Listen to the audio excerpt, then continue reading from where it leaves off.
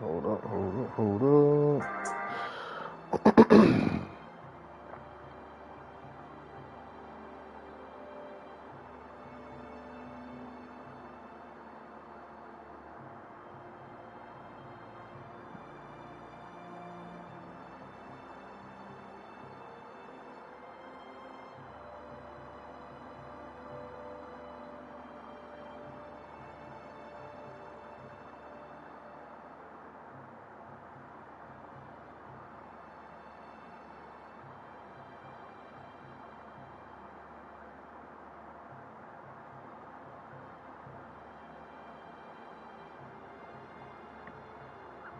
Sevens, what's going on, man? How you doing?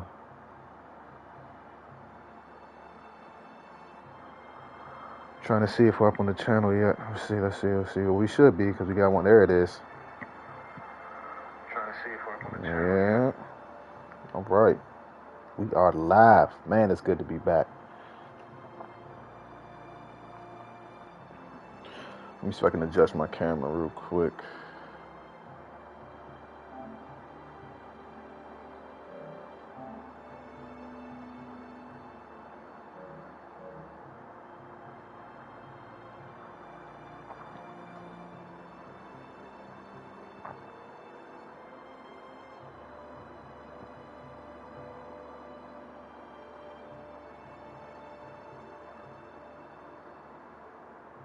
Yeah, nah, this game, man, look, it's funny because I actually got somebody who commented recently saying that they wanted me to upload more Nioh content, and I'm like, I'm all for it because this game, as I said before, is timeless. Like, you can play this game an infinite number of times, and you'll have fun each time.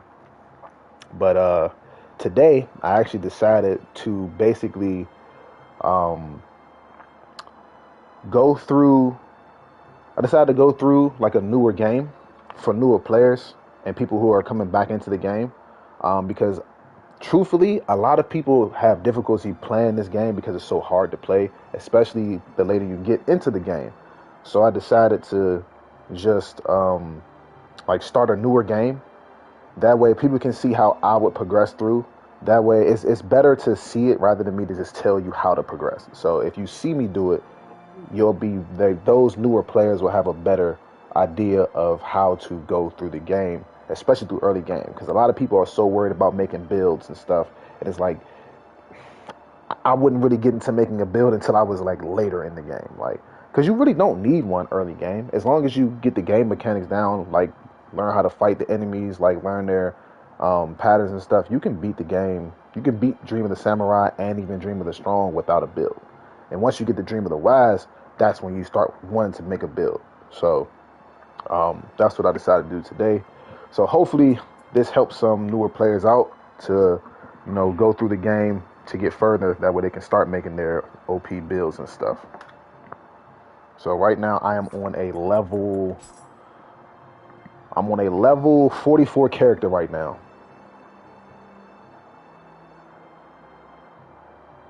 Yeah, see, so when you get to Dream of the Wise, that's when you'll need a build, because Dream of the Wise is when you start to deal with Dream of the Demon, that's where you might want to start getting like a shell of a build because you get like divine gear and stuff, but Dream of the Wise is where you truly want to start putting your build together because it gets way more difficult. Like from Dream of the Demon to Dream of the Wise, the difficulty jumps up like 5. So definitely in Dream of the Wise, you want to start making your build. But yeah, right now I'm on a level 44 character. This is as early game as you can get, pretty much. So hopefully, me playing through will show a lot of newer players and older players how to progress through the story and the game and all that stuff to get your character up to where it needs to be.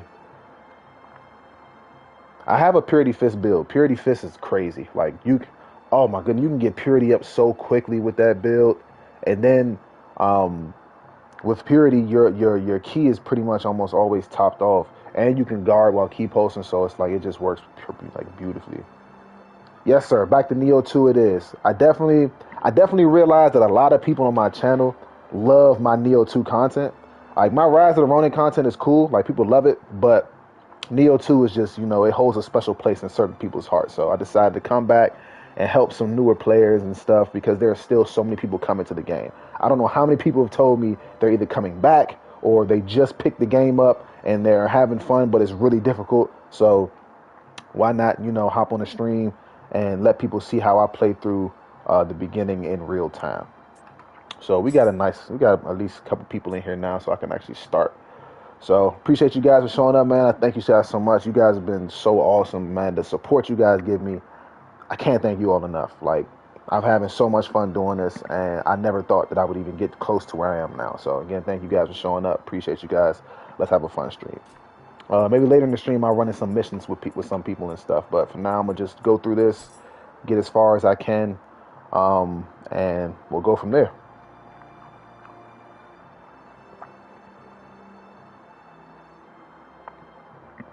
That actually would be fun, playing with an unorthodox build. I always wanted to try? I always wanted to try a barehanded build to see if I can beat the game with a barehanded build. That would be so tough. Oh my gosh, that would be it would be so torturous. Oh, but actually, that would be kind of fun. I may do that. Play the entire game just with bare fists, and that's it. All right, I think I got all the good stuff right now. Let's hop into the next mission. Yeah, bare-fisted guy. Yeah, I might do that. That actually is a good idea. I appreciate that. That's a really good idea. I did this mission, did that mission, did that mission. All right, be on the main mission.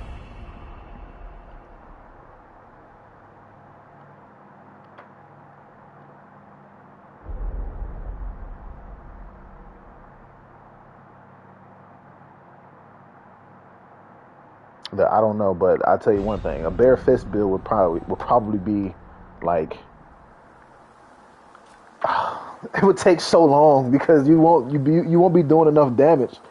Like, there's a way to increase your damage with bare fist, but you won't be doing enough damage, especially later game. Like,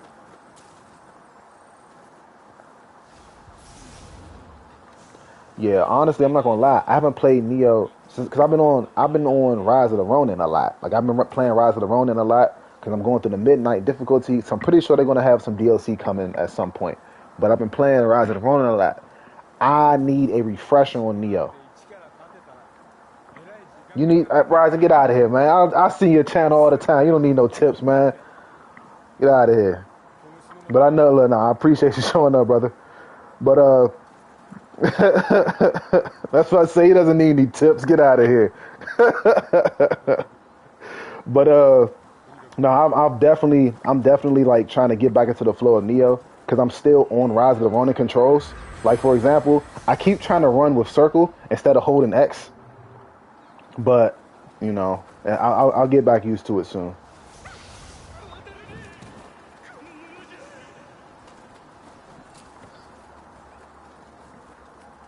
I'm gonna say, well, you can still play. Oh yeah, Rise of the Ronin you can't play. It's a PS5 exclusive.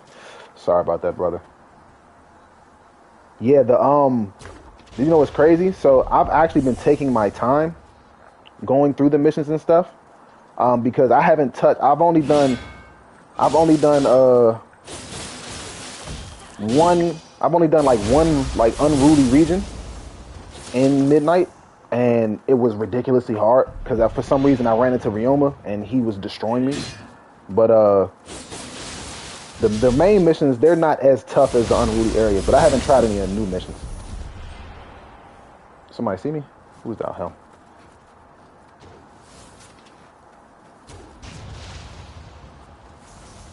Okay.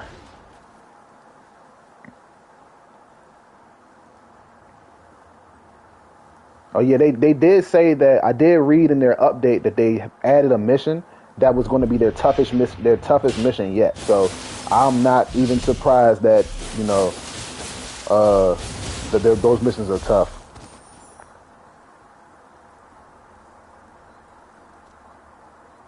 So how different is a low level character compared to my main character? All right, so this is how different it is. This right here is probably the main difference. As you can see right now, I am level 44 on this character.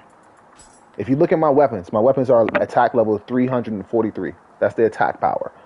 The attack power on my main character is 6,942. That right there is the main difference. I'm doing over 6,000 more damage with that character. I have over 6,000 more damage with that character as opposed to this character here. If I was if they had PvP in this game and I was to use this character against my main character, I would be one shot every time.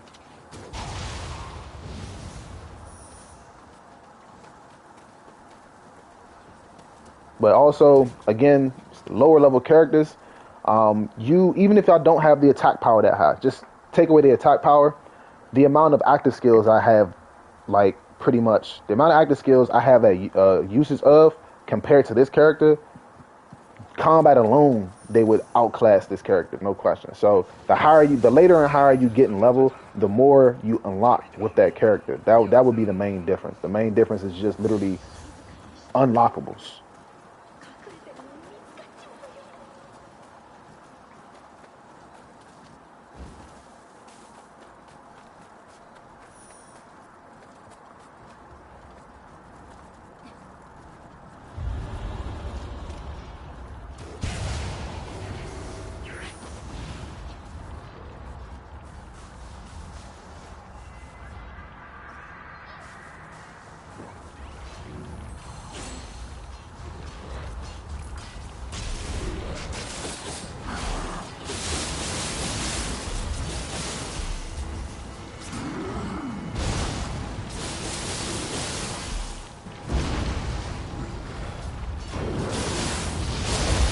Oh, he got me.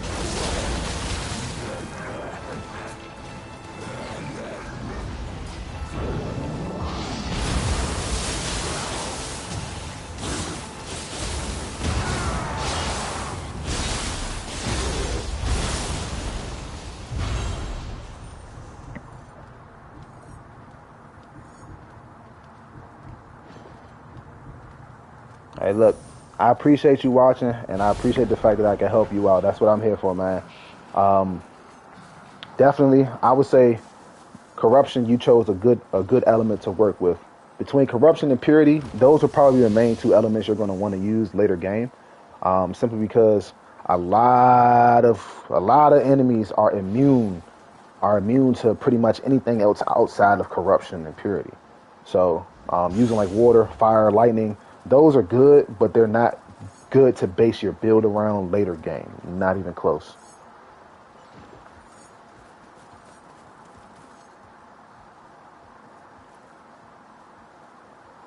Axe is really good too. I think Axe is great for new like for so I always love when people like want to know what weapon to use as a newer player and all that stuff. I say go for axe or go for the axe or the odachi because heavy weapons heavy weapons allow you to pretty much use heavy gear. And the tankier you are, the more damage you can take. Especially as a newer player who's not used to the combat yet, definitely go for like a heavier weapon so that you can wear like heavy armor and stuff.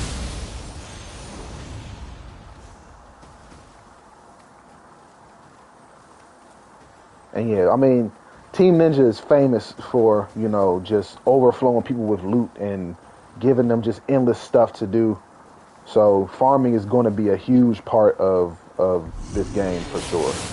Like to this day, I still don't even have the exact like weapons and stuff I want on my main build because RNG is just absolutely abysmal.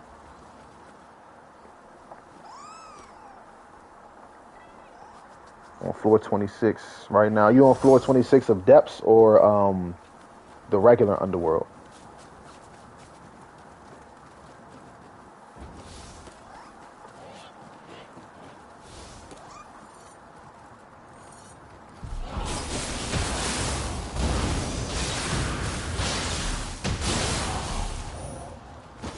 Oh yeah, so you're in 26. You have Oyamasumi already. I can already tell you're in Depths. Okay. Yeah, but so I could tell you said Oyamasumi, so I can already tell you're in Depths.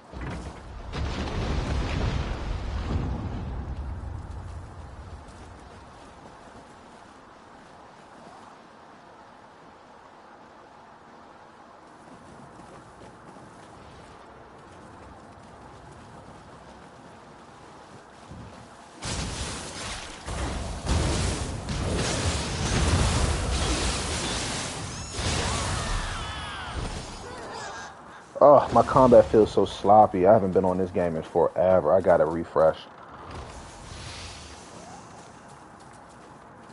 347 sentience charge? Good God. I think once you hit about 300, you should be good, honestly.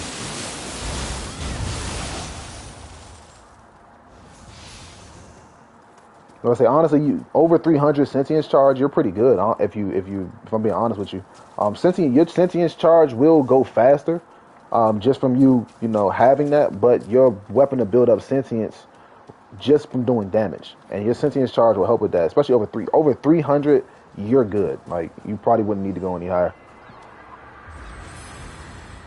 Because I know when I did my first corruption build, I think I had like 290 something, and I was getting sentience within like 20 seconds or so. Like 20 seconds of combat, I'm getting sentience charge. I mean, my sentience up. So yeah, over 300, you're definitely good.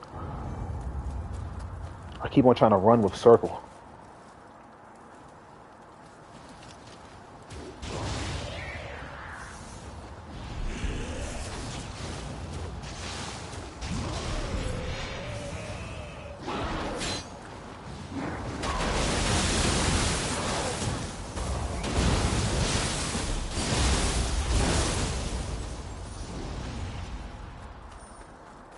These earlier levels, oh, I remember these. It was so grueling when I first started because I wasn't, where I was today in the game.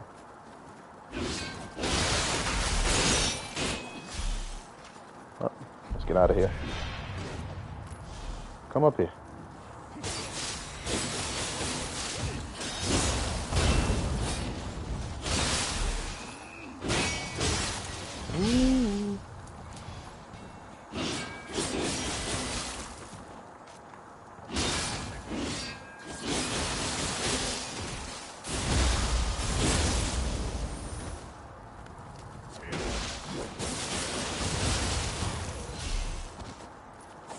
Now, Nioh 2 is definitely the GOAT for sure. Like, I honestly, if they don't, I'm not sure they're even doing a Nioh 3, but I promise you, if they do a Nioh 3, oh my goodness, it's gonna be the greatest game Team Ninja's ever made. But if we get I'll say this: if we get a Nioh 3 before we get a Ninja Gaiden 4, I will be a bit upset. I'm not gonna lie, because Ninja Gaiden is by far my favorite series of all time. But I'm fine with a Nioh 3. Yeah, Nioh 3 would be absolutely crazy. But like again, if we get that before we get a Ninja Gaiden 4, that'll be a bit disappointing. Simply because we've been waiting for a Ninja Gaiden 4 since like 2012 or something like that. It's over 12 years ago.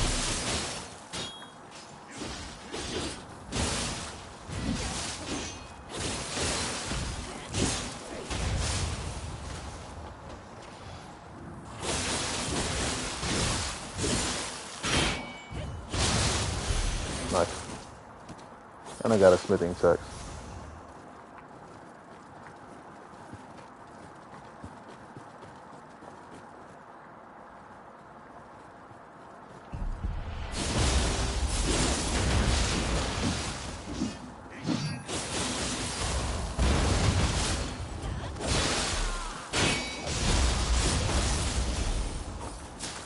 You said Rise of Rome was supposed to be Nioh 3. Well, that would if Rise of the Ronin was supposed to be Nioh 3,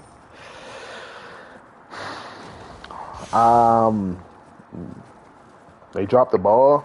Oh, Rise of the Ronin is not bad. I still play it to this day. It's a great game. I love it. I love Rise of the Ronin, but it does not live up to Nioh's standards. It doesn't. I'm sorry. Difficulty wise, sure. In terms of difficulty, it lives up because Rise of the Ronin can be very tough, especially if you're not ready for midnight. If you're not ready for midnight difficulty, you will die a lot. But the simple fact that Nioh 2's game is a lot more in depth than Rise of the Ronin definitely makes it fall behind. For example, build crafting. In Rise of the Ronin, you can build craft, but you're going to have to, like, first of all, the RNG in Rise of Ronin was much worse than Nioh. Simply because Rise of the Ronin's RNG, like their game doesn't have as many sets as Nioh does. Neo's game has way more sets, like more graces and all that stuff. Rise of the Ronin, they don't have that many graces. So for them to not have that many graces and their RNG to be worse than Neo's, that's not a good thing. Not saying that they should just give you armor sets. You shouldn't just be given armor sets. But for you guys to have like 10 to 15 armor sets and they don't drop regularly, that's not good. But with Nioh, there's like 30 plus armor sets in the game and they all drop with regularity. It's just that you may not get the rolls that you want on it. So, Nioh did a better job in that sense. And then combat wise, with Rise of the Ronin's combat is more simple than Neo's, and it's also more forgiving because you can counter. In Nioh, there's no counters really. And if there are counters, you can't even counter certain enemies. For example, you can't counter yokai. There's no counter for a yokai unless you burst counter. But in terms of weapon counters, you can't counter yokai. You also can't. In Rise of the Ronin, you can counter everything. Everything can be countered pretty much. And then you also have you have different weapons, of course. They have different styles and stuff, but each style only has within it like 3 or 4 actives. Right? In Nioh, every weapon has like 20 actives that you can use. So like the combat system is more fleshed out in Nioh too. So I don't think that if they did say that it was like the Nioh 3, that wouldn't be good.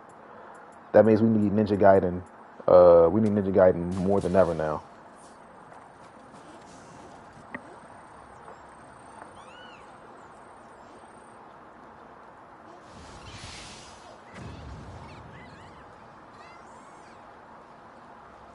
Yeah, definitely, if they decided all right, well, Rise of the Ronin had kind of like a mixed, it was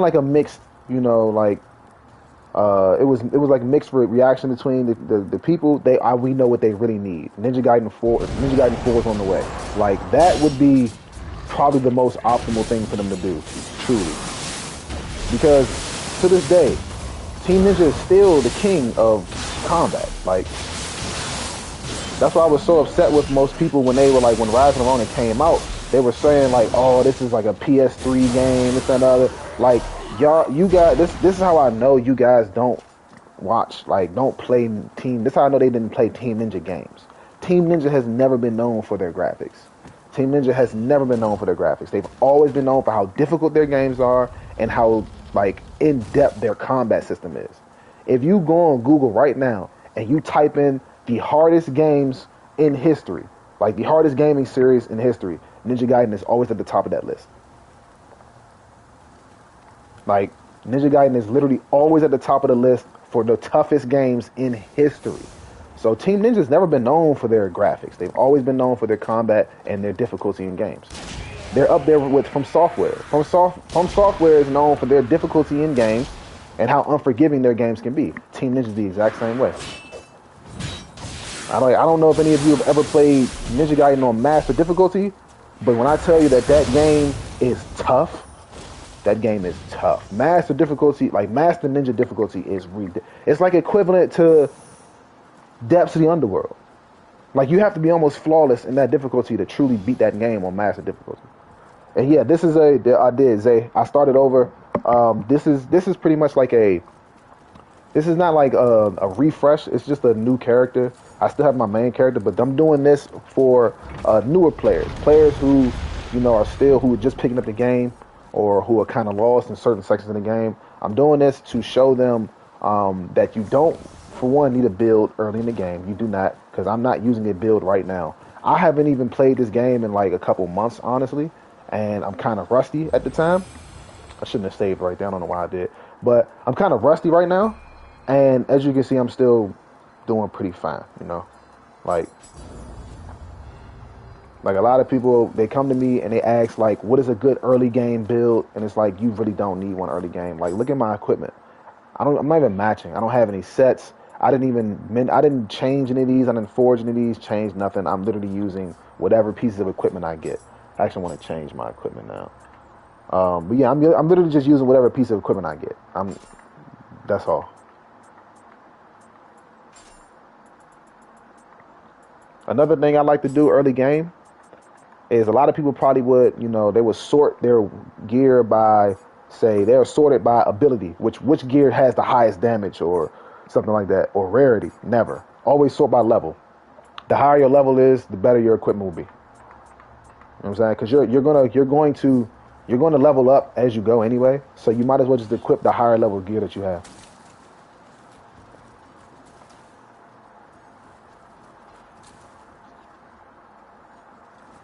Yeah, my very first playthrough, I started with the Switchglaive.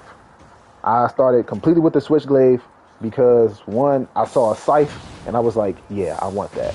So I started with the Switchglaive. Did not know that it was scaling with magic. Holy shit, I forgot that was right there. Woo, my heart dropped. Oh shit. I forgot I was there. I haven't played that part in so long, I forgot she was up there. But let me get myself together. Lord have mercy, that scared the shit out of me. But my mind is gone right now. Jesus. My mind is out of there. But yeah, I started with a Switchglaive, but I did not know that the Switchglaive was a magic based weapon. So my basically first playthrough was a magic build. And when I tell you that I'm so happy that I chose magic and nothing else early game, it helps so much. Magic is a true crutch in this game. You can use magic to literally win you certain battles that you would not otherwise win. Because I know that the barrier talisman, purification, those two are my main go-tos for the entirety of my first run through this game. And then once I got later game, I switched to a dual sword build because I found out that the dual swords was probably the easiest and most beginner-friendly weapon, truly. The dual swords, out of every weapon in this game, have the most complete skill set because of its mystic arts. The dual sword mystic arts work so well together that if you really want to have an easy road through the game, dual swords would be the go-to.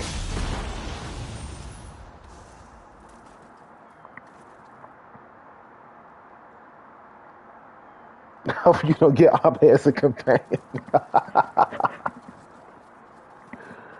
Yeah, dual swords are quite insane if you ask me. If you literally look at their mystic art, look at this.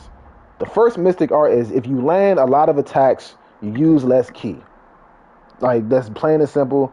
You use less ki, the more attacks you land. The more attacks you land, the less damage you take. So not only are you using less ki while attacking, you're taking less damage while attacking.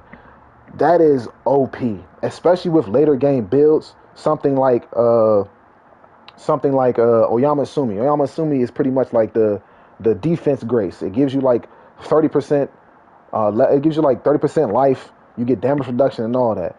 Paired with the dual swords, it's ridiculous. You can't die. There's literally nothing you can do. You can't die. Exactly. Firm Resolve is enough. Firm Resolve by itself, which one is it? This one, that's Momentum. Firm Resolve right here by itself is enough. You don't even need to have this right here. Momentum is a good support. But this right here is all you need because you take less damage. The damage reduction is so high. You can start attacking, build up your Firm Resolve, and then you can take a hit from Otakemaru and survive. Because usually Otakemaru, he kind of one-shots a lot of people. But you can take hits from him and survive with Firm Resolve active.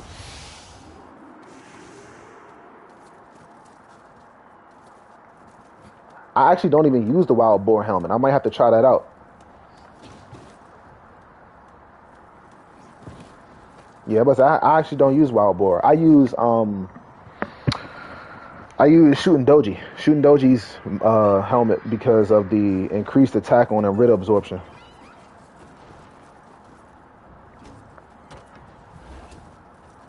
because I generate a lot of Emritter. I love using extraction. The extraction talisman is like probably one of the best as well, simply because you every time you attack, you get Emritter from the enemy, right? And then if you add on life recovery on Emritter absorption, literally you're never gonna die because every time you attack the enemy, you're stealing life.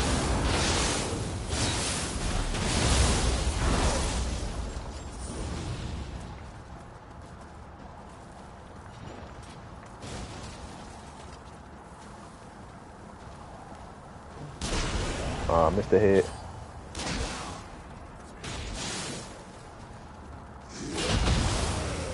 Thank you, sir, for saving me.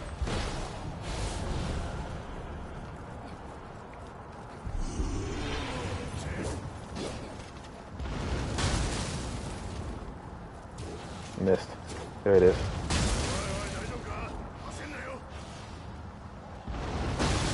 You still alive? There's no way.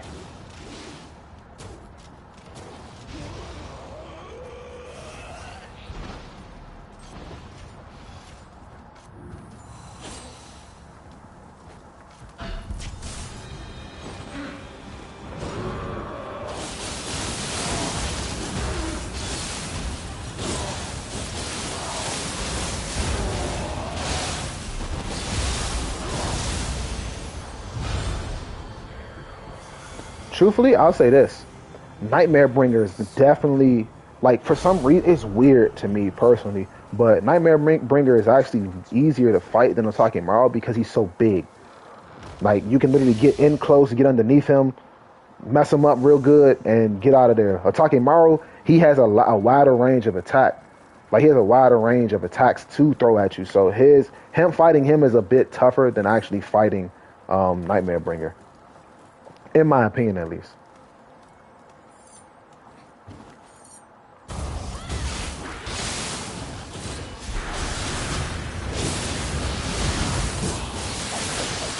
Oh, God. She got me. Yeah, see what I'm saying? Nightmare Bringer is definitely easier. It's just that he's bigger. So he seems more intimidating than he actually is, but he's really not that tough to fight. But Orochimaru definitely. Like, I'll say this. When I first fought Nightmare Bringer, I destroyed him. Orochimaru, on the other hand, it took me a while.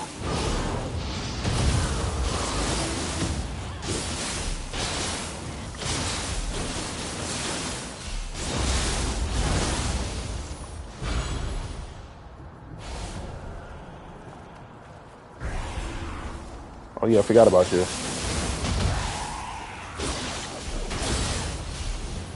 Alright. I did forget about this over here. No, sir.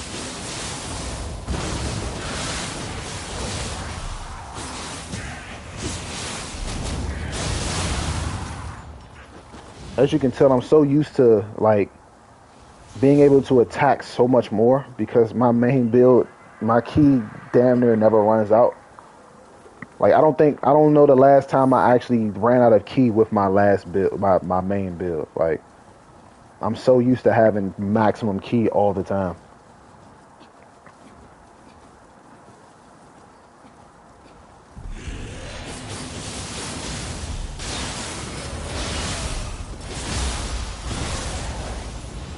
Cool, got a new dual sword skill point. I need that because I'm trying to unlock God of Wind because that is my go-to.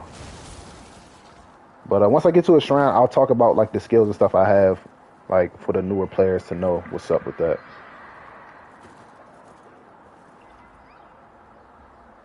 Yes. Always, I'll say this. I always, and it's for anybody else. Ryzen knows this. That's why, I don't need to help him out. Courage. Ultimate courage should be on every single build you have. I don't care what you main in. I don't care what you focus on. Every single build you make should have ultimate courage, no matter what. 150 courage minimum on every build. Minimum. Do not have a build that does not have ultimate courage. You will die a lot. Like, Exactly. Like ultimate courage does a lot. So it does so much for your build that you'll literally like it'll carry you through wins. Yeah, courage is by far the best stat in the game. It is the best stat because key is king. If you don't have key, you will die. Like you need to have as much key as possible, and ultimate courage will help with that for sure. Where did I die? Oh, I died up top. Yes. Scampus are the most OP, like they're the most OP thing in this game. Scampus beat everything. They solo anything. They literally like, they will win you match. They will win you fights easily. You can literally go into into depths of the underworld with 3 Scampus, and they will solo the boss for you.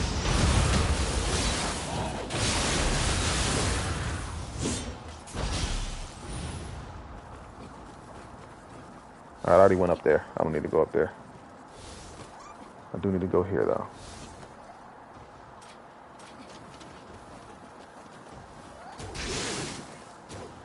I missed. There you go.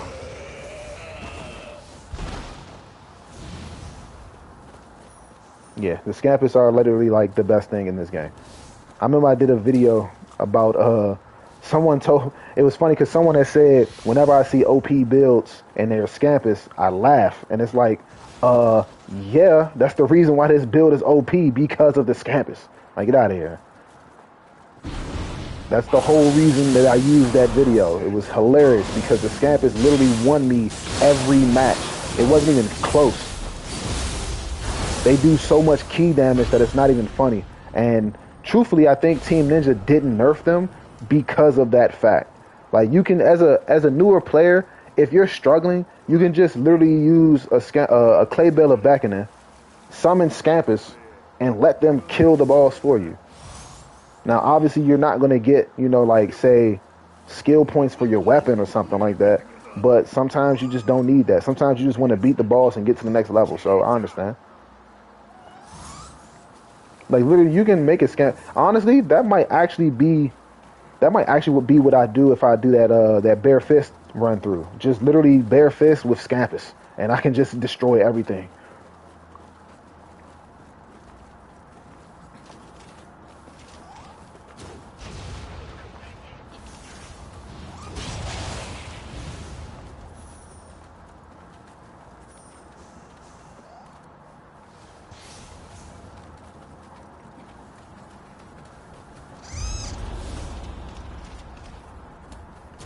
I missed. There we go. Nighty night.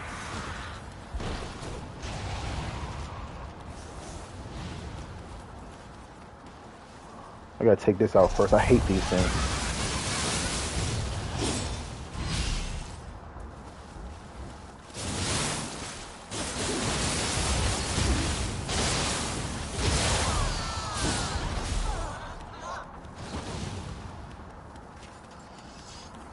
Oh, hold on. Yeah, it's a full fit of a bare fist build with the Scampus, and that's it. That'd be awesome. Is there anybody else in this area? No, it's not. Let me go up here and get this for. Oh, yeah, it is. Forgot about her.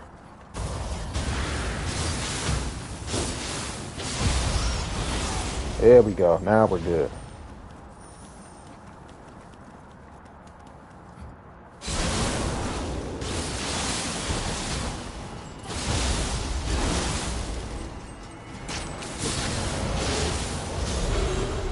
Beautiful. Yeah, so like beginning of the game is not as tough. Like for newer players, I can understand having a hard time because you don't know the combat system. That's understandable. It takes a while to understand attack patterns of certain enemies, to know when a certain enemy's charging up, to know what's going to happen when and where. But to need a build for the first part of the game, you don't need that. Because then you're going to waste all your materials. Like, you're going to literally waste all of your materials. Build crafting can get very expensive because of how RNG works in this game. RNG is the RNG is the main villain of Nioh 2. Like, you might fight a lot of villains, but RNG is the main villain. Of course I remember you, bro. Look, you might not know this, but I am a fan of gamers in general. I've watched plenty of your content. I've watched your streams. Oh, trust and believe, bro. I remember you for sure.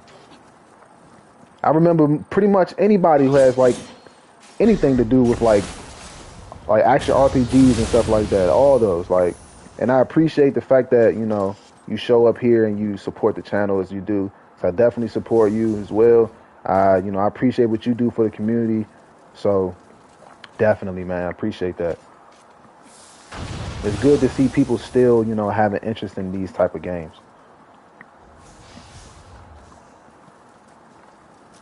Which is also why so many people want them to come out with another DLC for Nioh, but it's like Nioh came out 4 years ago, so I don't think there are any more DLCs coming up. But Rise of Ronin is still here, so hopefully their DLC they come out with next brings in a lot of different stuff. Because they have made some good updates in the game, I can't lie. They've made some great updates in the game. I know they updated like certain counter spark animations, like certain active skills you can now do like attacks out of, so like they definitely have some more coming. So hopefully what they come up with next, yeah, it'll be good. Get more people into the game.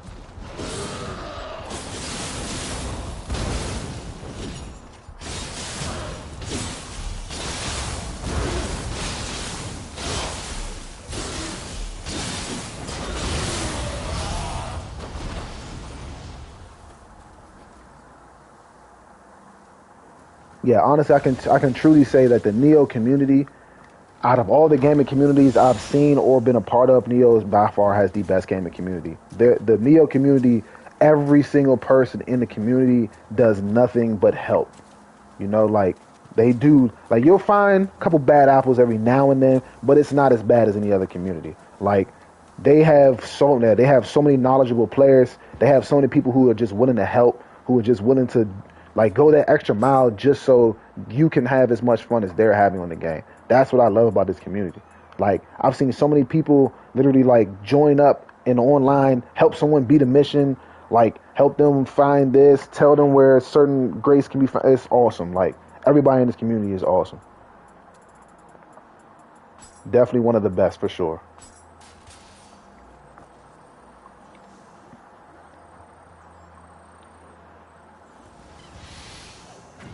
And that's why I think Nioh 2 is one of the greatest games. Like back in the day, they used to have the greatest hits games for like the PS2s and stuff like that. Nioh would definitely be on like the greatest hits games selection for sure.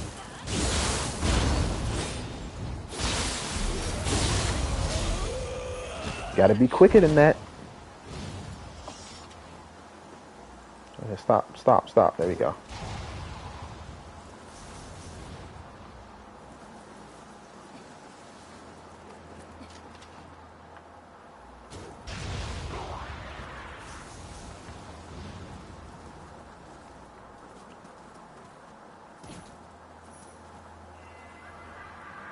Awesome. I think it's one. It should be one more left. I think it's one more.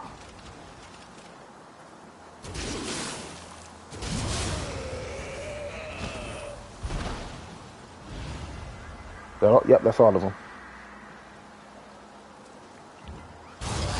They honestly, I really do feel as though they should have added crossplay.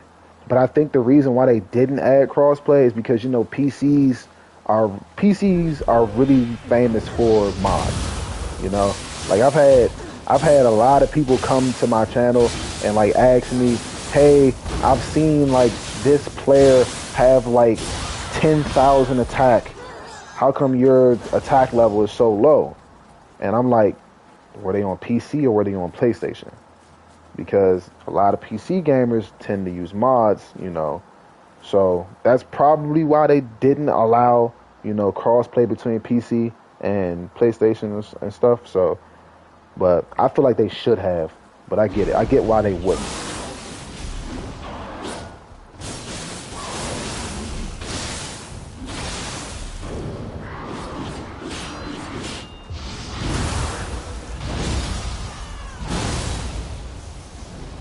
I killed him on the ground, and all of my gear went. Okay.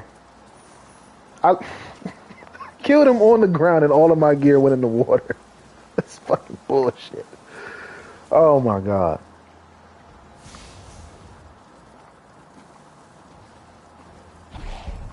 I forgot you were there. Oh. I don't think there's anything else up here. I don't even really need to kill them. They don't give me anything, but what fun is that?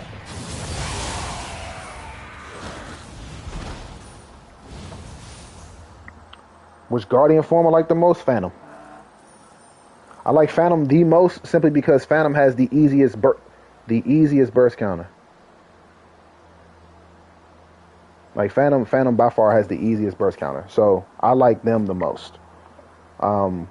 If I was to go like a second burst counter or Guardian Spirit, it would be Feral. Feral because of again okay. All this water around. Losing gear. But Phantom then Feral. Brute I'm not a fan of because Brute has gotten me killed a lot. Like I've gotten killed using my Brute form a lot. But Phantom and Feral, much better. You guys don't get to see my waifu, I'm sorry.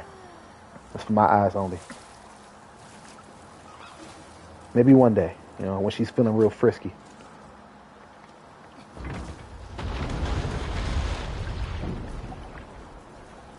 Oh, and another thing I have to do, I have to update the my character code because somebody was having a problem using my character code for her, so I gotta update that to see if I can, you know, allow you guys to use the character model.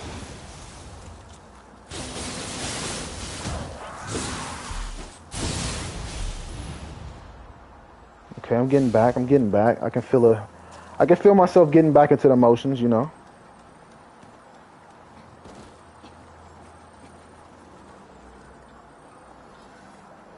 Hold up.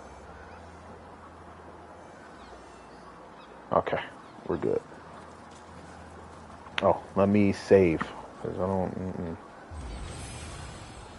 All right, let's go upgrade. So let me go over my stats for you guys. For newer players, I would say mainly what you want to do is around the level I am now, around level 40. You want to have your main weapon stat up to 20. I have it at 30 right now, but 20 is a good level, a good range.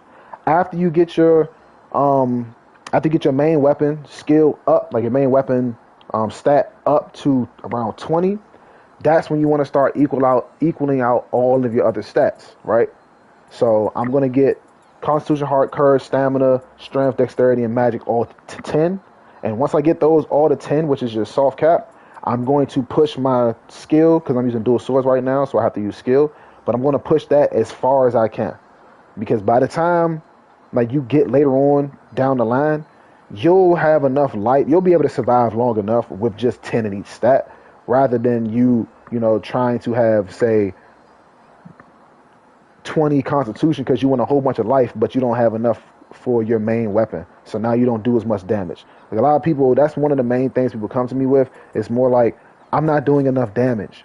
It's probably because your stat for whatever weapon you're scaling with doesn't have enough stat points in it. So like again, I'm going to equal all these out to 10, get them to their soft cap, and I'm going to focus strictly on skill once I get the rest of those to 10.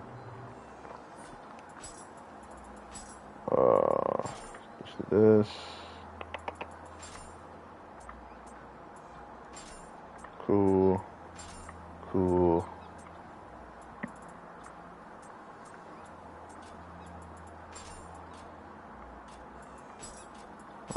This one.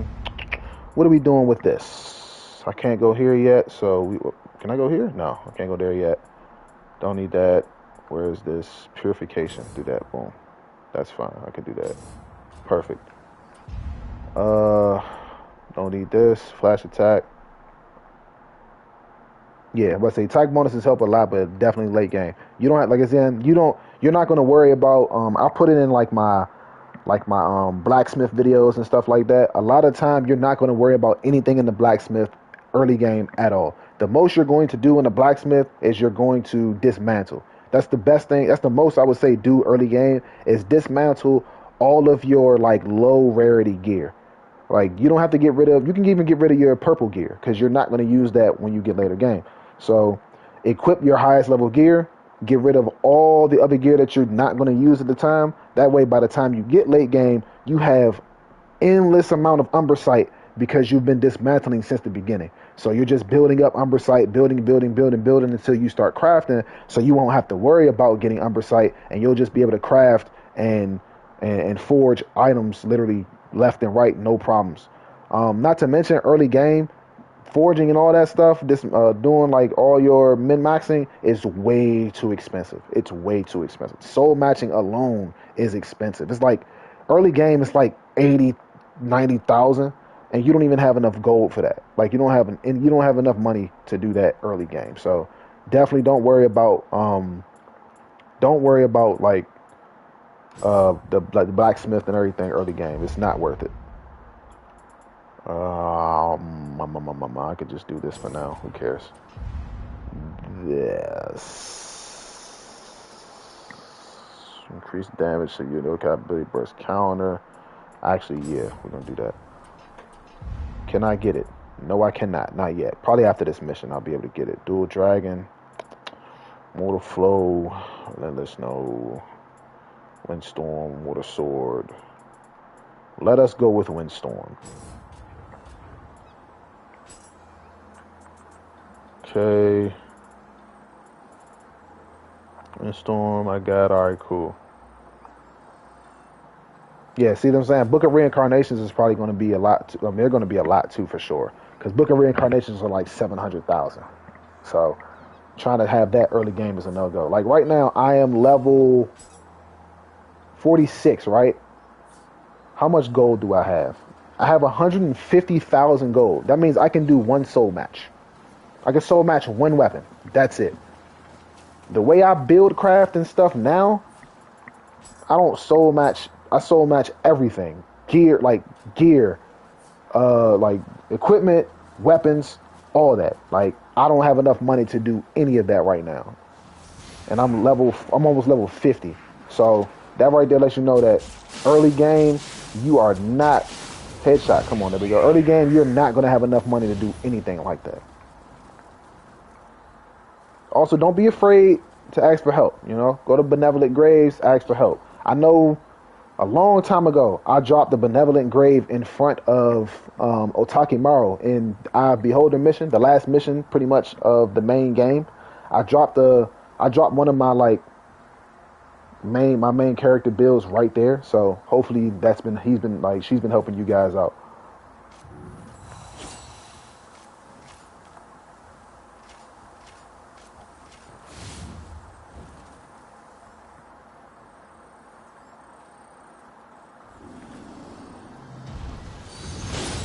Jesus Christ, you got to it, man. Oh my goodness. What did I do to you?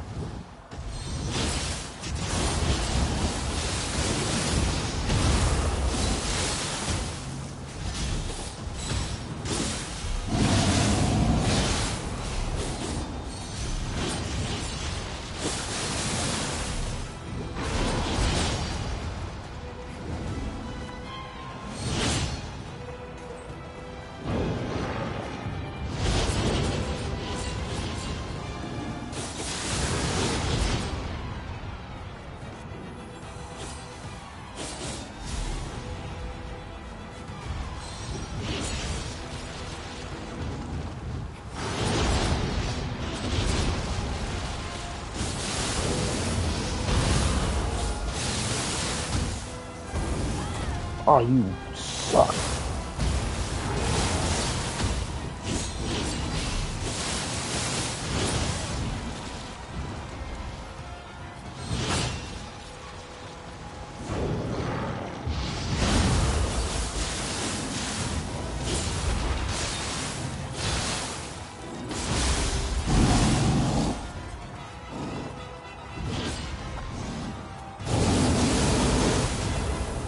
Now, you may be wondering why my grapples hit so hard, and that's because of the clan I'm with.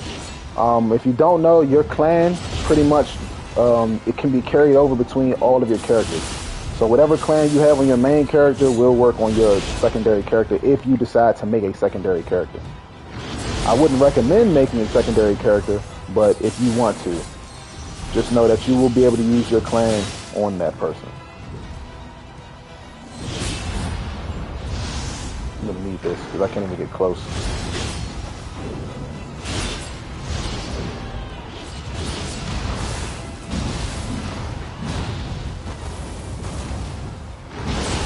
Please stay still. God, I hate this thing. I hate this thing so much.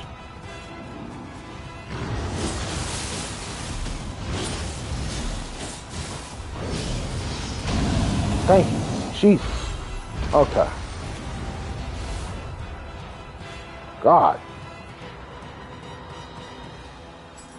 But yeah. Alright, let's see what kind of gear we get so I can start leveling up more. I don't need to go through this. You guys probably seen that already.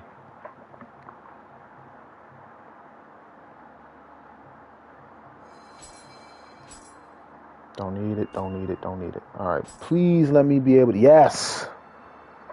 Yes. Dojo missions are unlocked. Alright, let's see if I got any new gear. Yeah, oh my God, he annoys me to no end. Between Kamitachi and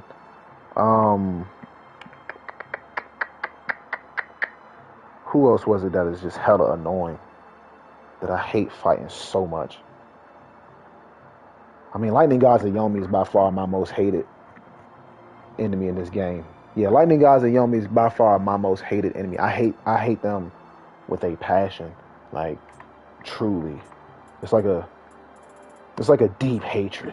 You know, like I can feel it. My stomach right now is getting hot just thinking about that enemy. Oh, I hate Lightning Gods so much. They're the cheesiest boss in the world. Like they just like I can't even explain. They I hate them so much. Cause they cheat. It's a cheat code. Like they cheat so much because they don't usually bosses in these games, they have attack patterns. Lightning Gods don't have an attack pattern. Like they do random attacks. Like you can't really like guess what attack they're going to do next. So it makes them infinitely more difficult to fight than any other boss in the game. I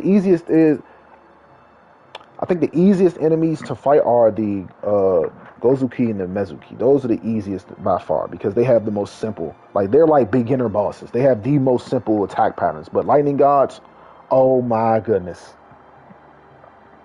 Like they are, because the Lightning Gods they're immune to everything.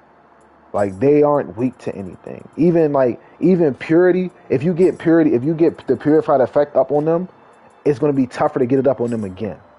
You know, like they're going to build up an immunity to purification as you use it more. So like they're literally immune to everything.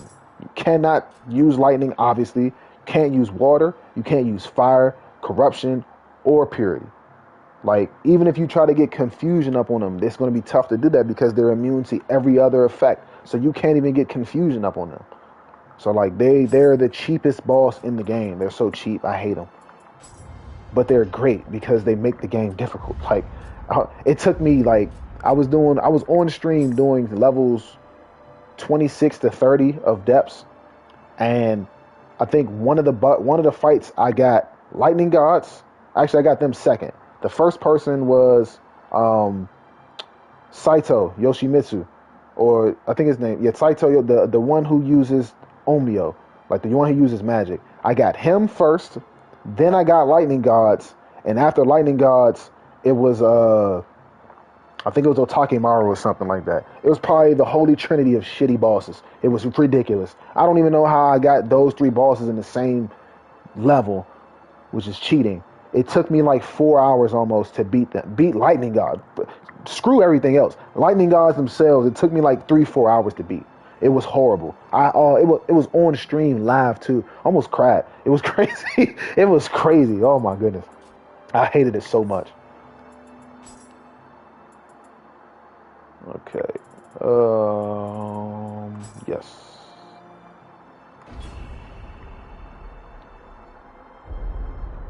Yeah, like I don't know what the RNG was that day, but they hated me. I think it was like they specifically had beef towards me, and I don't know why.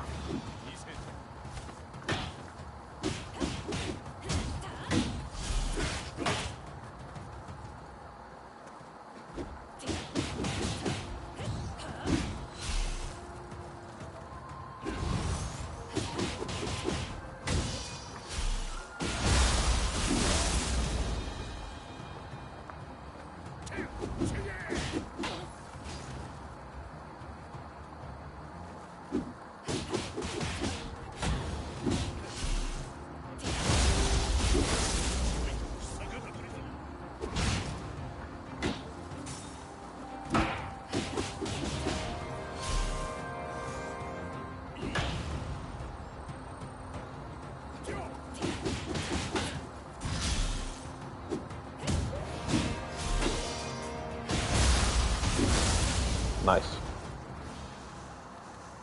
Yeah, I'm about to say definitely. Like it was. Ugh. Depths definitely tested you though. Depths will test you. If you are not ready for it, I definitely say don't take it on. Cause I did make the mistake of skipping Dream of the Neo just to go into depths, and I got brutalized a lot because I was not ready at all. So went back into Dream of the Neo, farmed up, got my level up a little bit, and then boom, dropped right back into the depths. Great. I can finally get this. Ah, nah, that's put stat.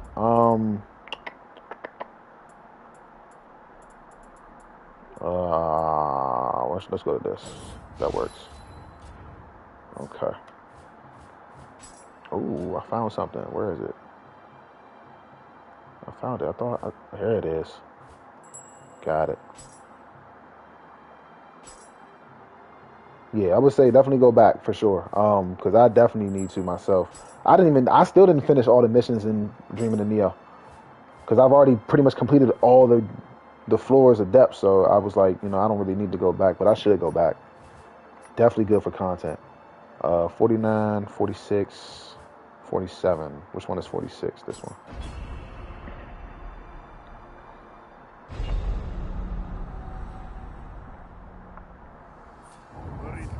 I didn't even give myself an upgrade. Let me go ahead and put my stamina up. Trying to get that to 10. Nice. I'm almost there. Next is Dex and Magic. I'm going to go with Magic first because Magic's more important in my opinion. Dex is pretty good, but I only use Dex for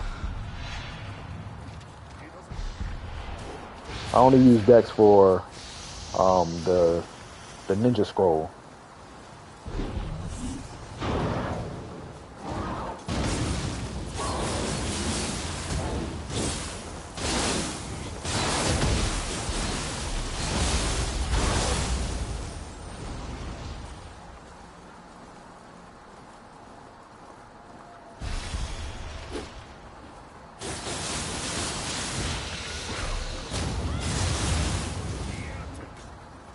Like, I would say this for newer players, you don't even need to learn attack patterns.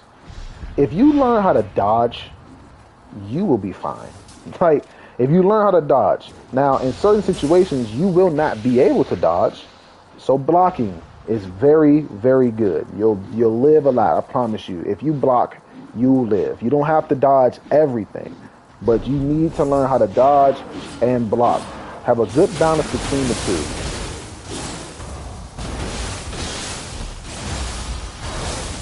That's why a lot of people die because they always think, okay, well, if I dodge this, I'll be fine. Some attacks you can't dodge, you know? Especially if you run out of key. You need key to dodge. So if your key is too low, you won't be able to dodge. So your best bet is to block. Because if you don't dodge, oh, Jesus, boy. But if you don't dodge and you decide that, like, say you try to dodge, but you get hit, now not only are you vulnerable and you're out of key, but you can't fight back. But if you block, you'll only be out of key and you won't take any damage. You understand?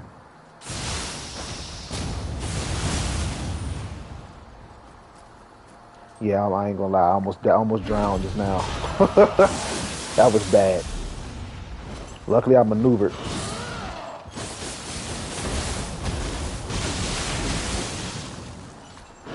I tried to heal. Oh, I tried to heal. So I knew I was going to die if I got hit one more time. It's cool.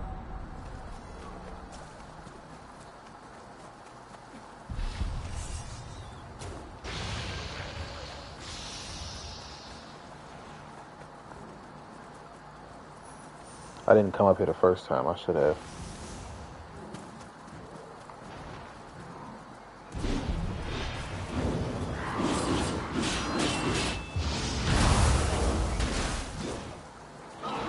Yeah, nah, he was a problem for me too. I didn't find out until later on that he was weak to lightning. Like they're weak to lightning. So for any newer players that have problems with the bird, yeah, lightning is your trick if you want to have an easy cheese for it.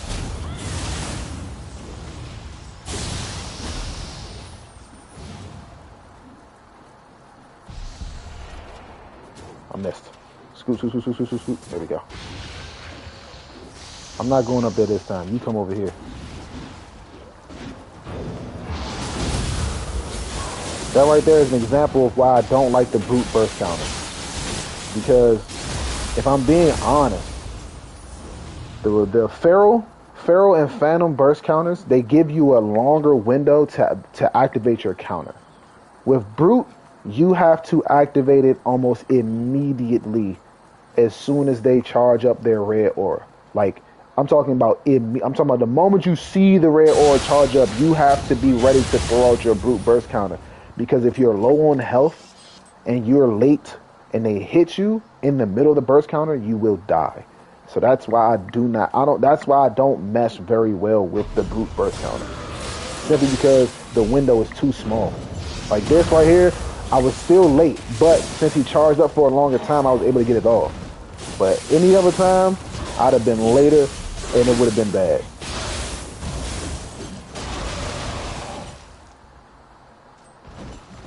Yeah, brute. That's the thing. If brute burst counter, it's good for people who love to do like zero key combos and stuff because it counts not only as a counter but as an attack. Like you can use it as an attack, but definitely has its problems if you're not fast enough to use it. But again, like since when I'm countering, I like to wait for the attack to hit. I usually just go with feral or phantom.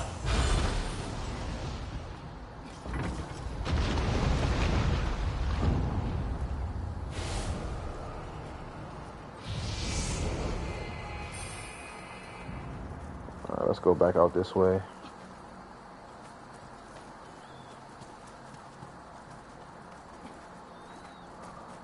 We gotta take out this guy.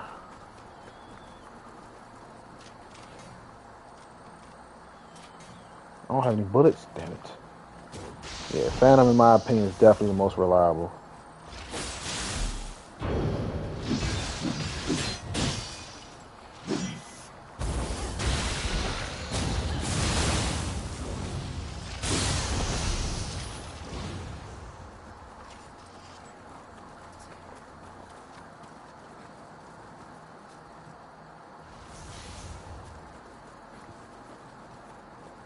Could just jump down there.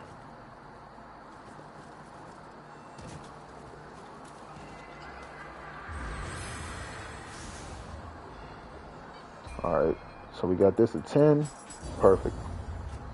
Next is magic. And once we get all our other stats to 10, we will focus on our damage.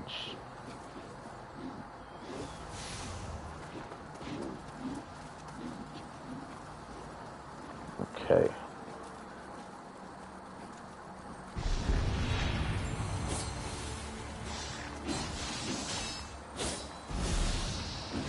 Where are you?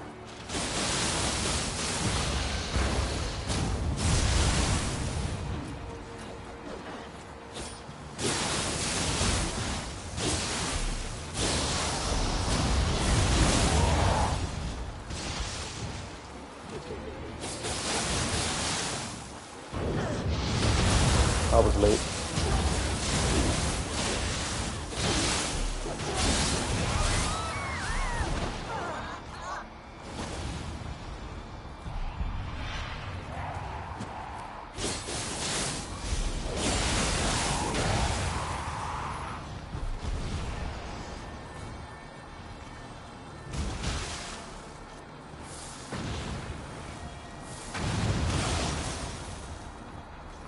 Easy.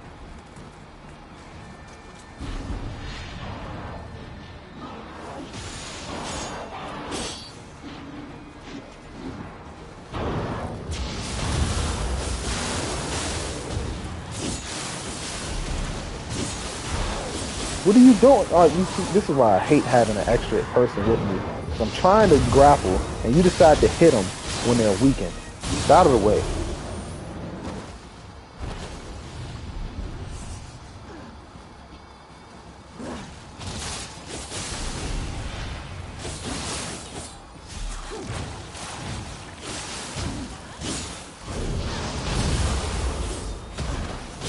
All right, Ryzen, I appreciate you for stopping by, bro. Good luck in your stream. Hope everything goes well. Yeah,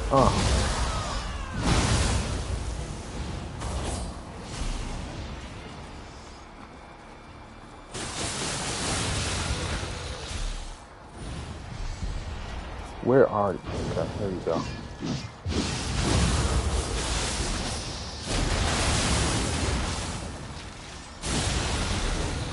Get him up out of there. How many more do we have?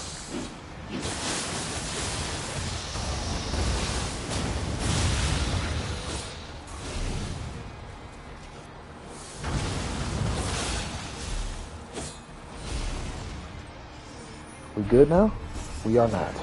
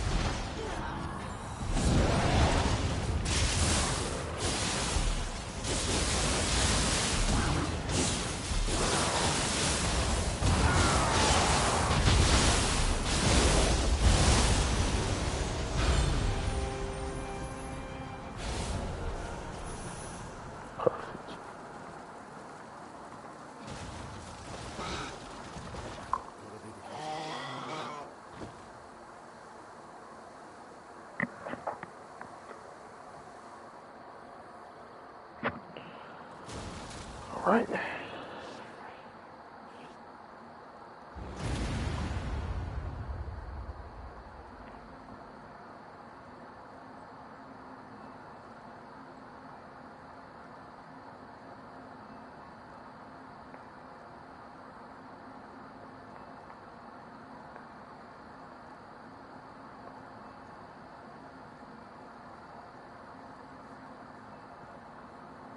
All right, cool. All right. Let's move on.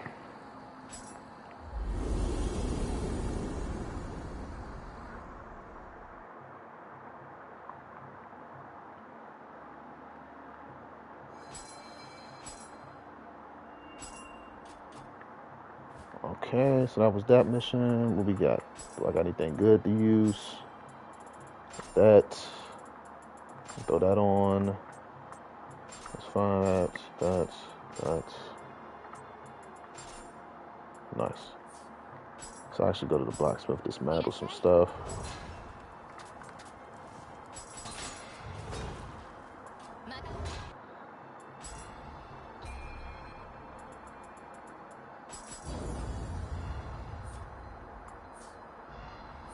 I gotta use more magic and jutsu. Gotta get my magic and skills up. What's going on, Bubba? How you doing? Appreciate you for stopping by. Man, it's hot in here.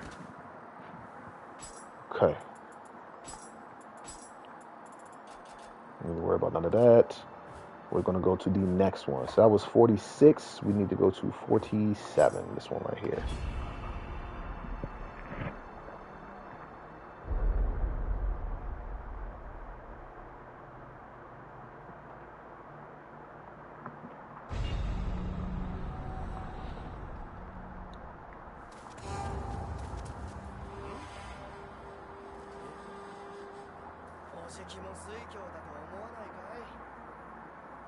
Playing on the PC, okay.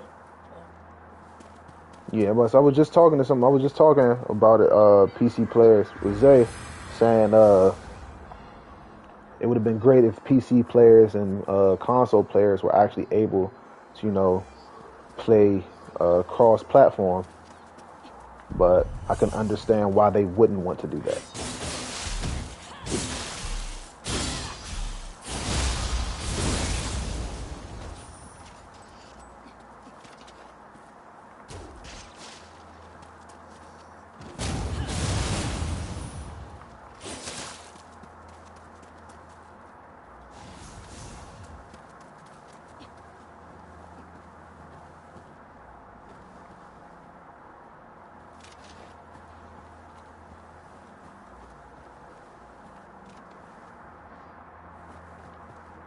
Yeah, it's mainly because most players are on console, so that's probably why you wouldn't be able to find a lot of people sometimes. I missed. I missed again.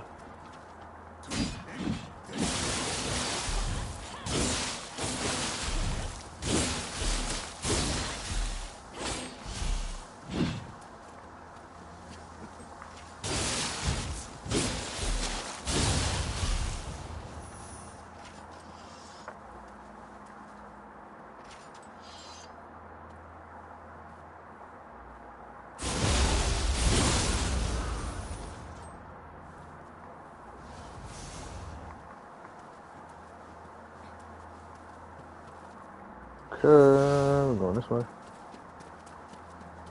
It's always fun coming back to these older levels because it gives me a refresher. I haven't played these older levels in probably like a year. Like I haven't gone back to the main story forever. I usually stay in like Underworld, so it's kind of like nostalgic.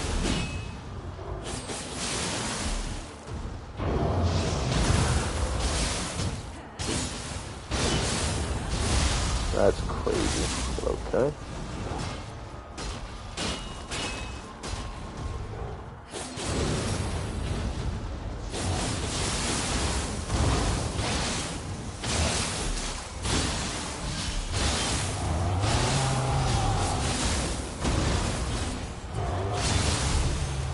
Nice.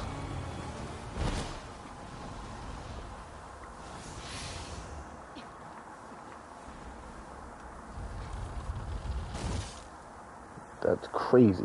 What?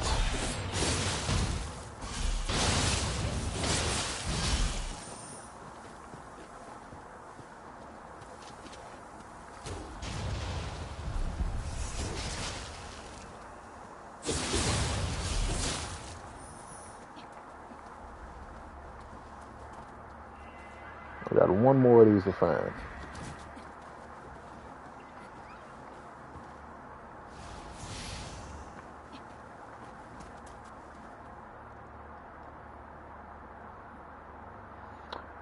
Susano? I think honestly, I'll say this.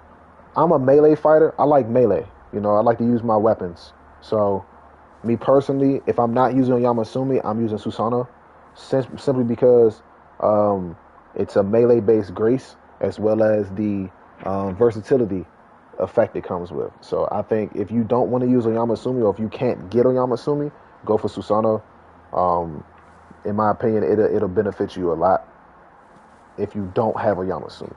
But if you do have a Yamasumi, I would recommend sticking with that.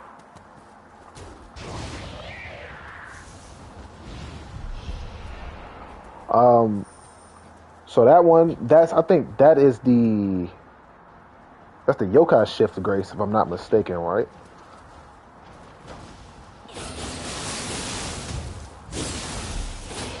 I think that is a yokai shift grace, but I'm not 100% on that. But if you want to use that grace, that's fine. But again, it would probably mainly focus on you being in yokai shift, and in my opinion, yokai shift is a bit mid. And it gives a corruption bond. Okay, but yeah, like yokai shift in this game, I ain't gonna lie. Like I said, it's a bit mid. Like it's not as like it was hyped up to be pretty much like it was hyped up to be pretty much like Living Weapon from Nioh 1, but Living Weapon is much better in my opinion than yokai shift is.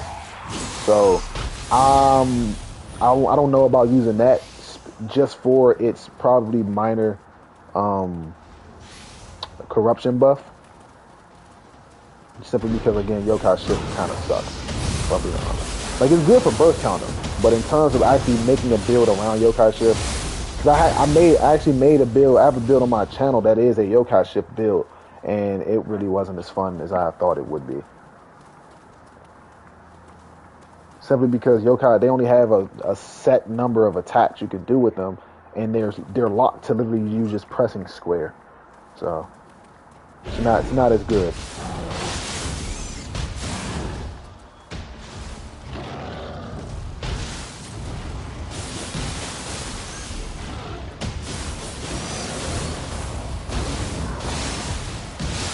Get out of there, get out of there. That thing hits hard.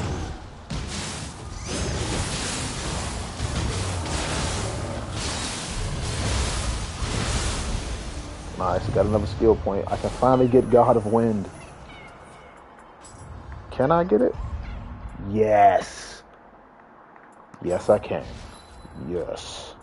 Now I have what I need to start doing better damage. Finally.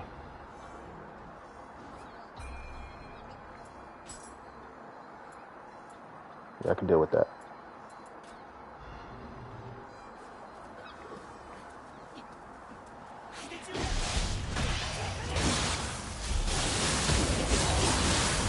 Yes, that God of Wind is going to carry me.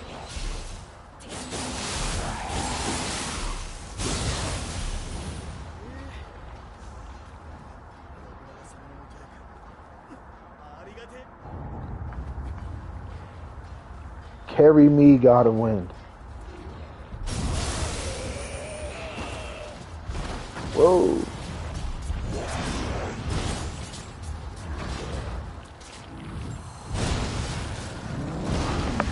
Excuse me. There's no way.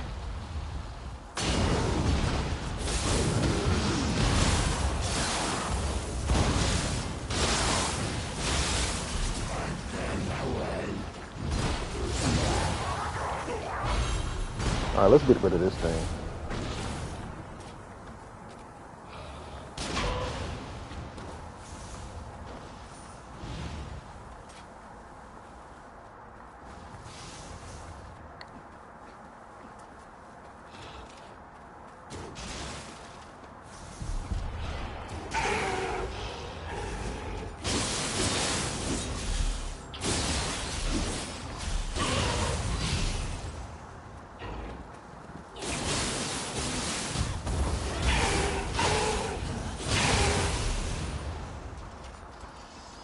Cool.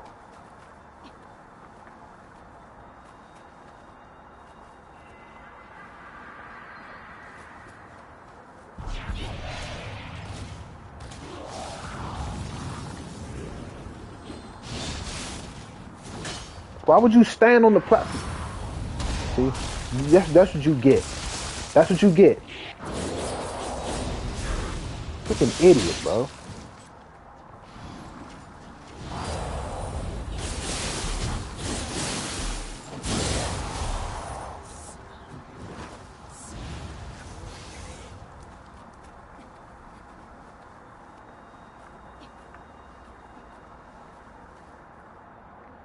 Yellow, red.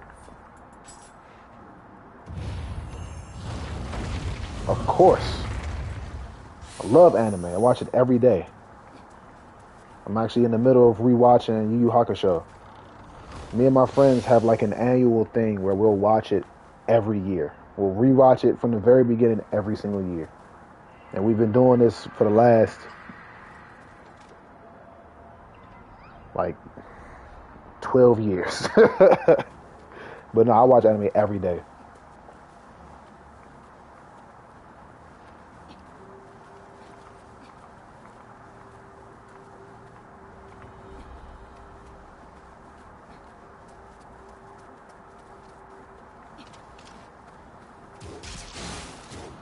Crap.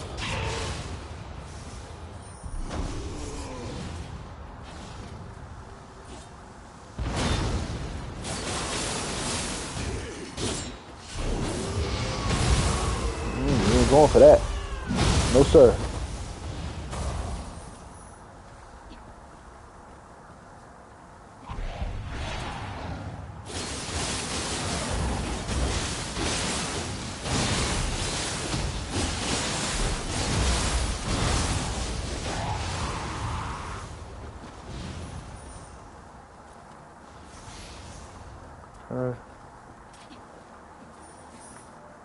I'm getting back. I'm getting the hang of it again. I'm getting back.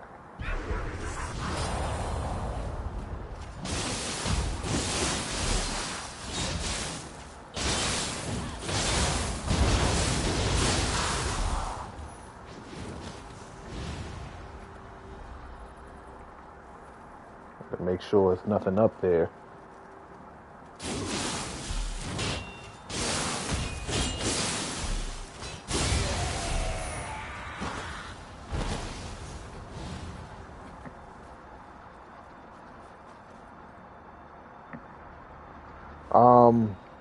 The PS4 version, I mean the PS5 version is for one is at 60 frames. Number two, it is I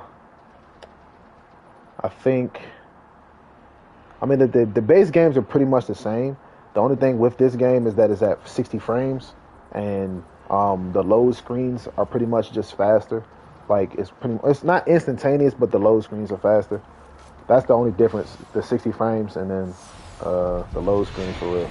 But the PS4 version, the PS5 version are pretty much the same.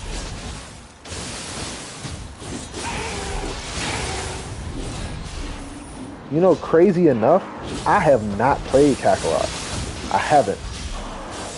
Which is kind of insane to me since I've played damn near every single Dragon Ball game that's ever come out. The only Dragon Ball game I've never played outside of Kakarot is GT Final Bout.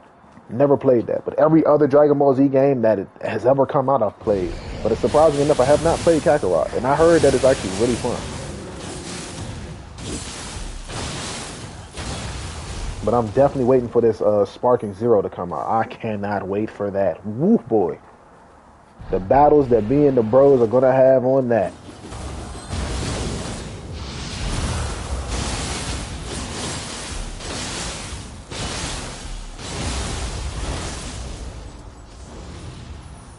Coming from okay, so I like that. That's a good recommendation. I might have to play that. I might have to give that a play because I definitely heard that Kakarot was a very good game. But so okay, cool. Definitely add that to the list.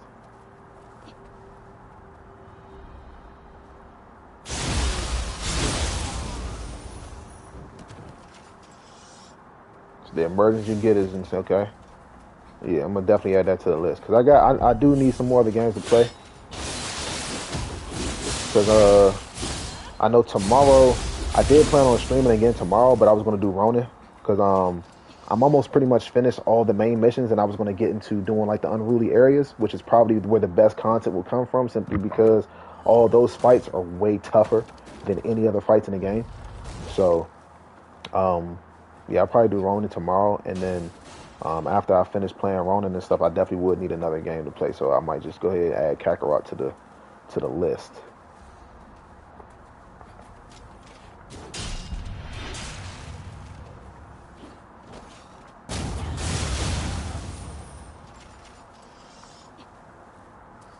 Yay, I found the last one. All right. Let's go.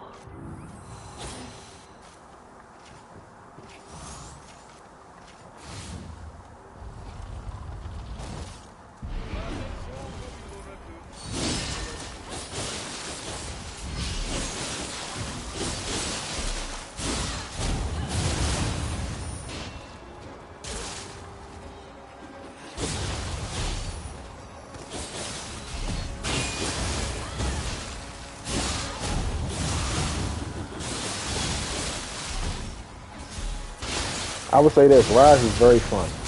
Like again, it does not, and I can't stress this enough. It does not, you know, it does not live up to Neo's hype. Neo is just a different beast. But as a fan of Team Ninja, as a fan of samurai games in general, Rise of the Ronin is very good.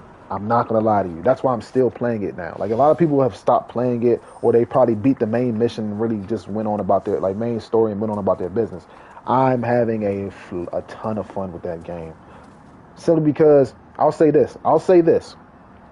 Rise of the Ronin, you will compare it to Nioh because it's made by the same company. You'll also compare its combat and all that stuff to Nioh again because it's made by the same production company.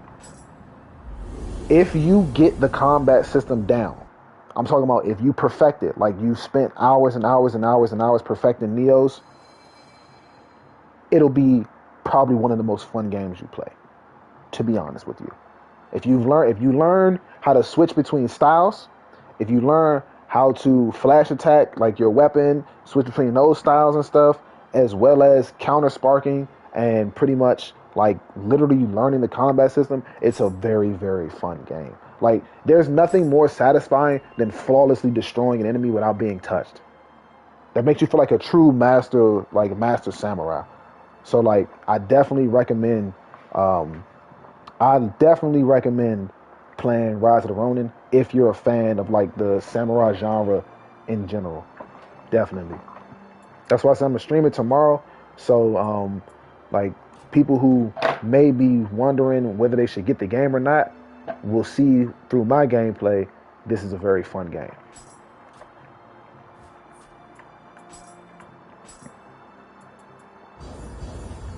Because I have a whole bunch more content for the Rise of the Ronin, definitely. And like I said, they're going to come out with DLC at some point.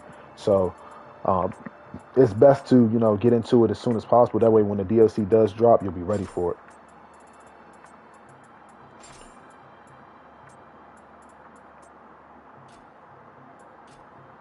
Okay. What is the next mission? This one, Fire Gods Makatama.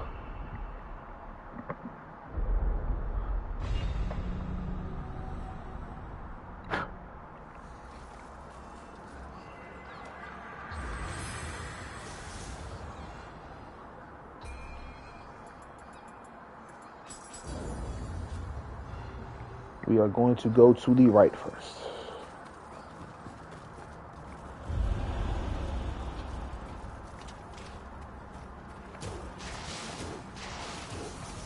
I missed.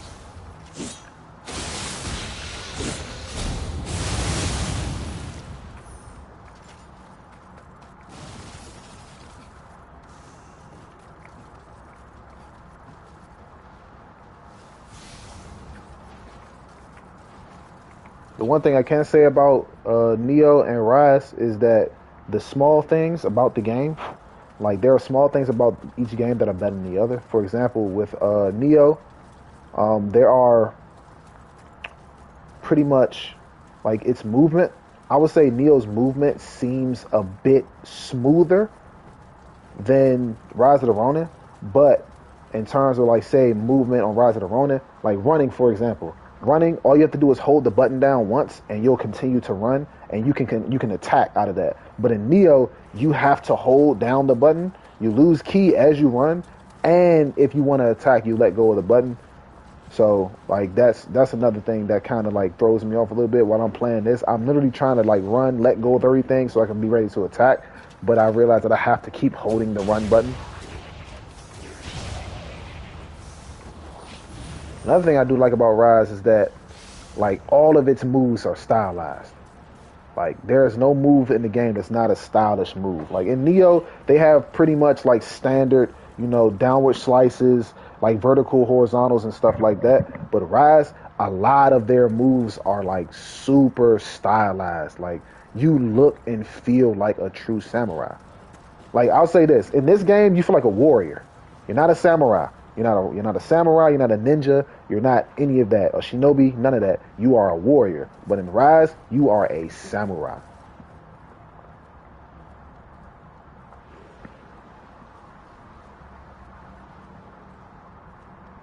Nah, no problem. I appreciate you coming to me and asking. You know, it helps me out as well as you all. You know, we learn from each other. So I appreciate the fact that you even asked me, and yeah, I hope it goes well. Build crafting in this game is so intricate and just, you know, like it's so in depth. It's crazy. So anything I can do to help, I always try my best to do so. Jesus, I'm gonna die.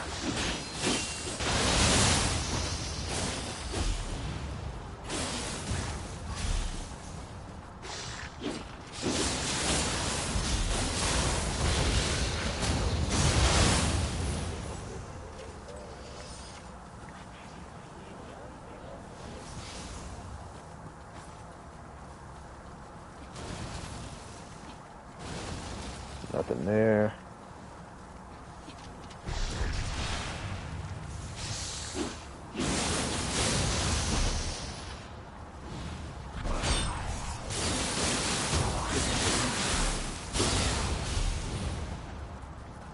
Things in there. Nope. I know something will pop up. Go ahead. I thought something would pop up.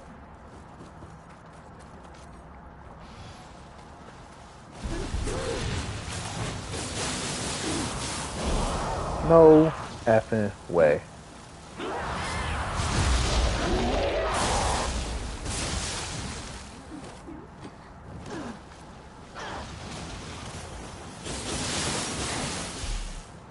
Idiot.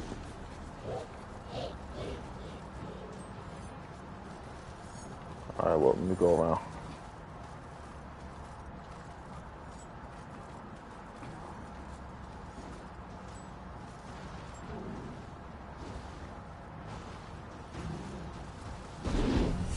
Come here.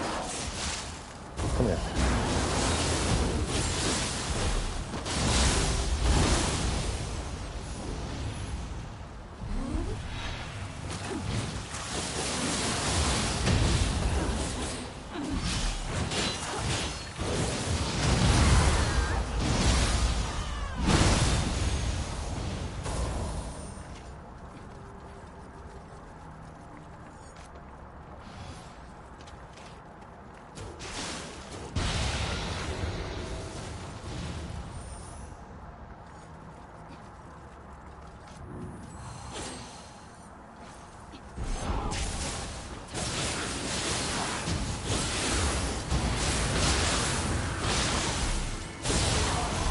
Nice.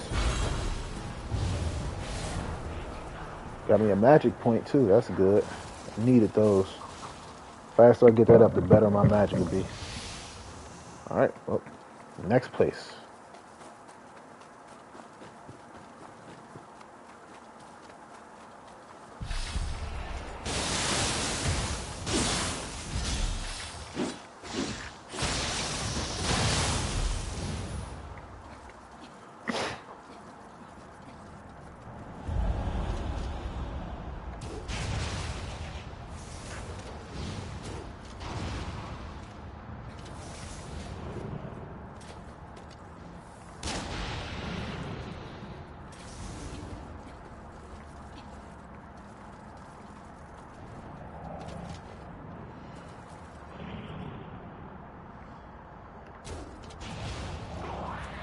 I know there is somebody else. I know there's you hanging up there.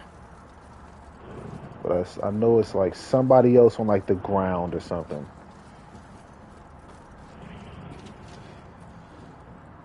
That's not it. Where is he?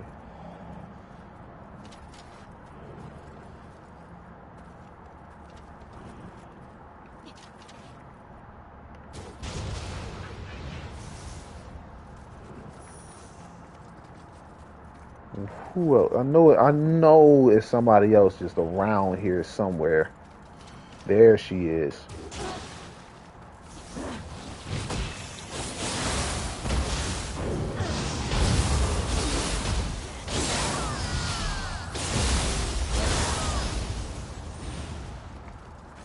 Alright, so it should be two more.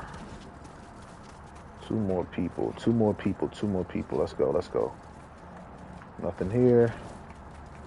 I got everybody up here. Keep fat rolling. All right. Let's get you down from up there.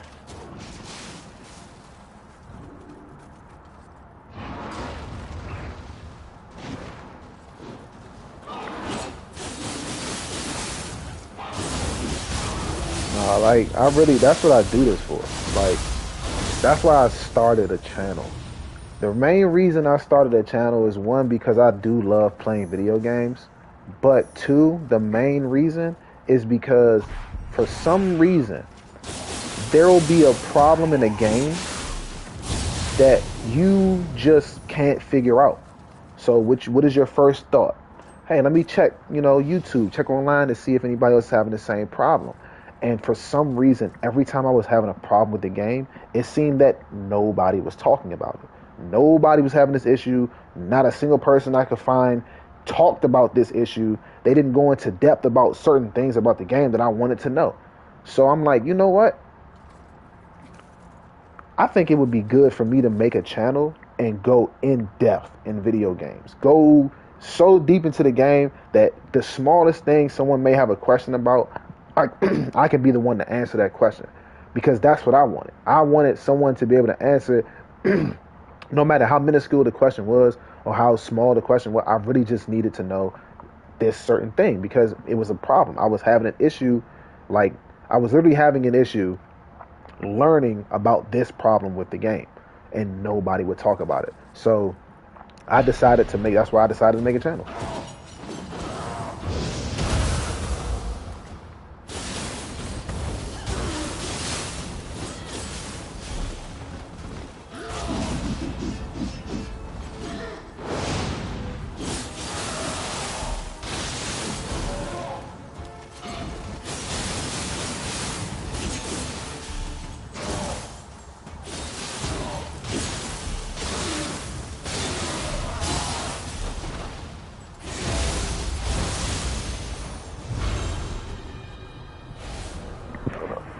My phone just got over. Give me 1 second. I gotta charge my phone, and I'm all tangled up. I'm sitting here wondering why my controller about to die and all that stuff. I'm all tangled. Give me a second.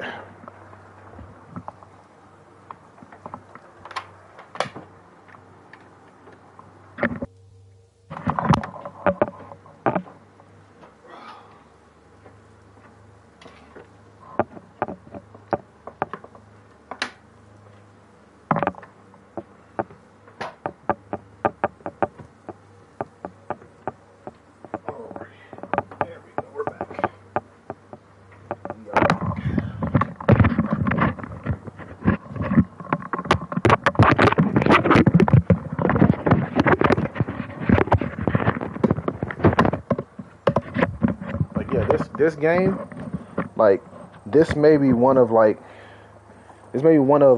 first games that I truly tried to figure out its system as soon as possible. I tried to figure this game out from top to bottom just because I knew it was that kind of game. Like, it's literally that's kind of, you're gonna have to, get in depth with stuff because min maxing is a thing. Like, you want to know, like, for example, 3 years into the game, I figured out that when min maxing, when making out my build and stuff, so I focused mainly on the two stats because you get two stats that you can mainly focus on with your weapons and stuff. For example, I mainly focused on those. So what I did was I remodeled my weapon to scale with the two stats that I was focused on in that weapon. And then on the weapon, I chose one of those two stats to add an attack bonus to, right? Thinking that it was going to boost my damage. Come to find out that I didn't have to use, for example, my build in scales were mainly courage and magic, right? I found out that I could have three main stats that deal damage, right? Because each weapon has three main stats, but you're not going to get all three of those stats on your character. So my three main stats are heart, courage, and magic. I have my dual swords. They scale with magic, and with magic and heart, and then I have attack bonus courage because I have high courage, which helps even more. But that took me 2-3 years to understand. That's what I wanted to. That's the type of stuff I wanted to get into on this channel because somebody may have come to me with that same question. They may have said, "Hey, I see that you have 3 like maxed out stats. Why not, add courage, attack bonus courage to your weapon rather than magic or heart because they already scales with that." So that's the type of gamer I wanted to be. I wanted to be that one, the technical gamer, the one that people come to and like, oh, if you want to know this, you could ask King Red. He might be able to help you out on that. That's what I wanted because I didn't have that for myself.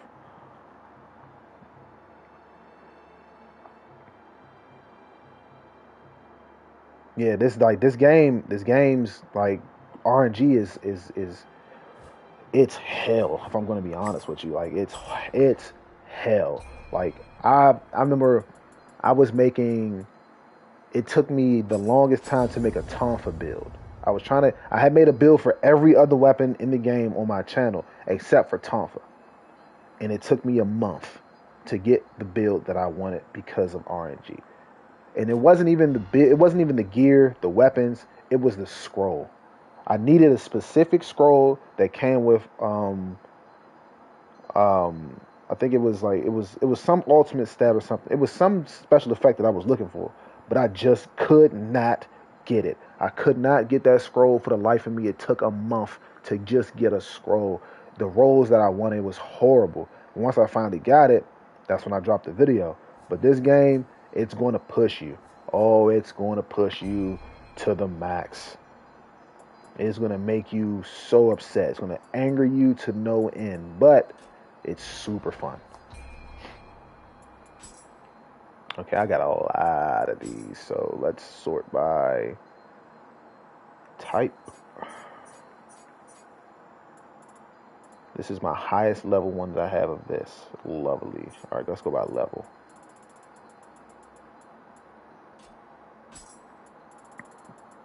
We want to attune you because you are a higher level. We are also going to fuse you.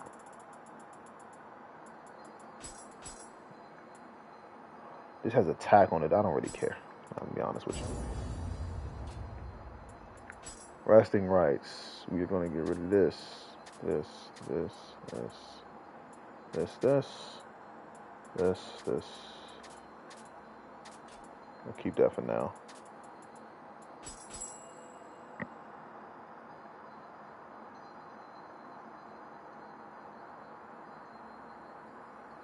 Yeah, see what I'm saying? Like, scroll, like, that's the one thing with this game that makes it, in my opinion, like, super fun, is because you have control. You have control over almost everything. Like, you have control over, like, how min-max you want your build to be, or whether you want it to be kind of bare bones. You can roll your weapons. You can roll special effects on your ranged weapons, your gear, your accessories, your scroll. That's a lot of special effects to be rolling, which takes it back to me why I tell people to not try to build craft early game because you're not gonna have the money for it. You're not gonna have the funds. Like, real fast. Right now, I have 206. I have 206 gold right now. 206 gold, right? So let's see. Perfect.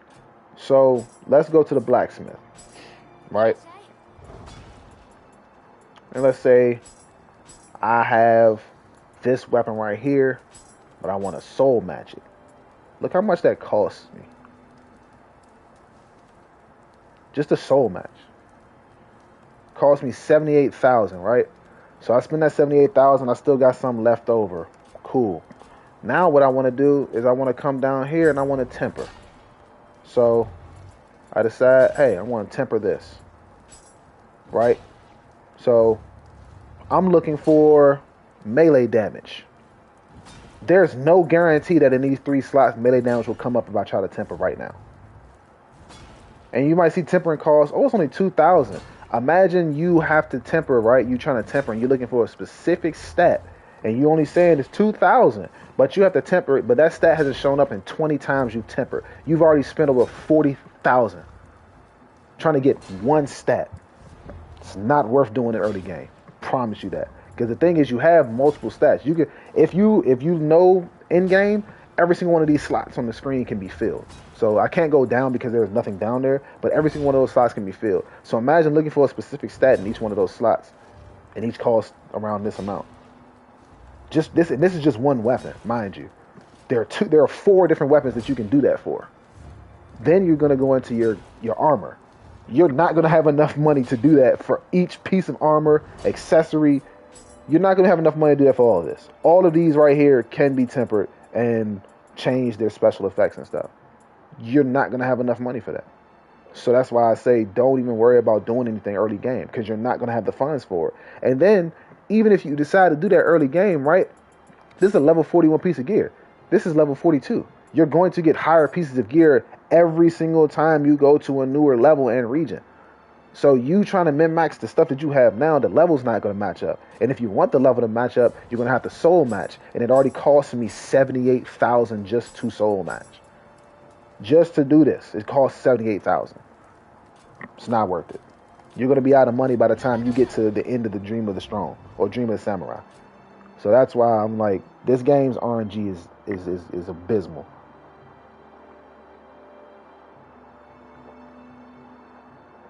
And that's another thing. See, like you said, there's certain times where you're gonna have to give up on a certain stat to get what you really need. And I hated that the most. I did. Because there was one point I found out that certain stats conflict with each other. So for example, I wanted to have melee versus purified enemy on my sword, right? But I also wanted to have attack bonus. Can't have that. Attack bonuses and melee damages, they pretty much conflict with each other because they're in the same category. So I had to either sacrifice the melee damage versus purified for an attack bonus, or the attack bonus for the melee versus purified. That's like that's what this game makes you do, and I think that's really good because it'll be too OP to have. Like imagine having melee damage, attack bonus, and melee damage versus purified on one weapon. That's too much. It wouldn't even be fair against the game itself if you were able to stack stuff like that. But this right here, matter of fact, nah, this right here, I'll do this because this is going to be the longest mission I do. Like this might honestly be the final mission of this stream simply because this is one of the longest missions in the game. So we can go ahead and we can start that. Give me 1 second though. Can I go to the dojo? Is this available? It is not. I am not there. Not even close. Okay.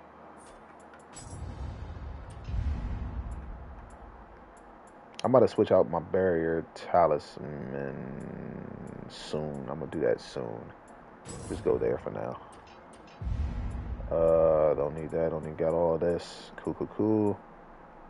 Don't need that right now. Nimble slice, no. Masterful slice, yes. Because that is definitely going on this.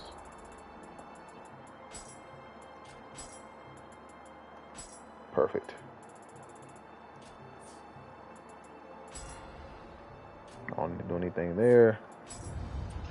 This. Should I bump that up? No, not yet. This is what I was going for. That 20% health on burst counter. Yes.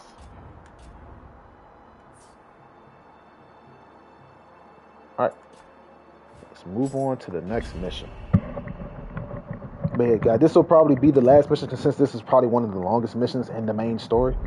So, yeah, towards end-game stuff, it's because enemies are so much stronger. Like, enemies are so much stronger, and they dish out so much more experience in them Ritter. Like it even tells, like I think like in this main area you'll probably get like a couple thousand Amrita, but in later game you'll get like millions from one stage. Like I think right now, if I'm being completely honest with you, right now on my main character, I'm sitting at over like 102 billion Amrita right now. Like I'm literally, like I think I literally have like in terms of money, I have like 937 million gold, but I have like over 102 billion Amrita. It's honestly ridiculous how much Amrita you can generate late game. It's crazy.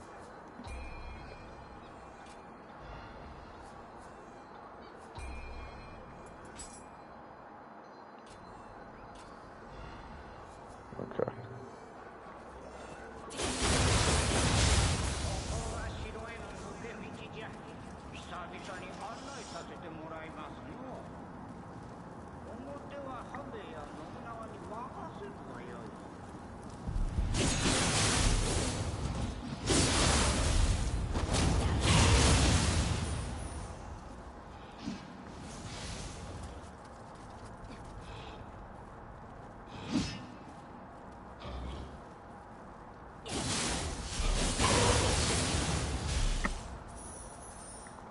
You see, can you pair any two weapons effectively like dual swords? Yes, you can. And any weapons in the game, any weapon. Now, there are certain weapons that do pair better, but any weapon in this game can be paired together with another weapon as long as you know how to use those weapons. Like, for example, I do like to switch between dual swords and fists. I like dual swords and single sword. I've even done switchglaive and split staff. I've done tonfa and fist before. I think I've even done hammer.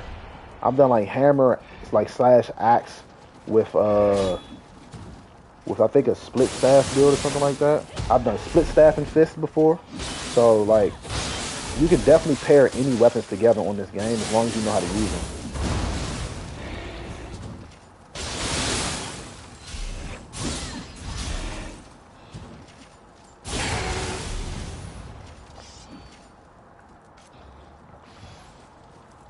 But again, there are certain weapons that do pair together better than others. The ultimate pairing of weapons is obviously the single katana and the dual swords. That is by far the best pairing of weapons. They synergize so perfectly well together. Like, they're probably the best two weapons to use together. And then I would say the split staff and the tonfa. But okay, split staff, tonfa, fist, those can kind of like you can kind of like switch between those three because they all do massive melee key damage. So like split staff, like I'll say tonfa fist are an OP combo. Like those things, if you like melee key damage, those things will literally like you'll keep your enemy at 0 key all the time if you're very good at comboing.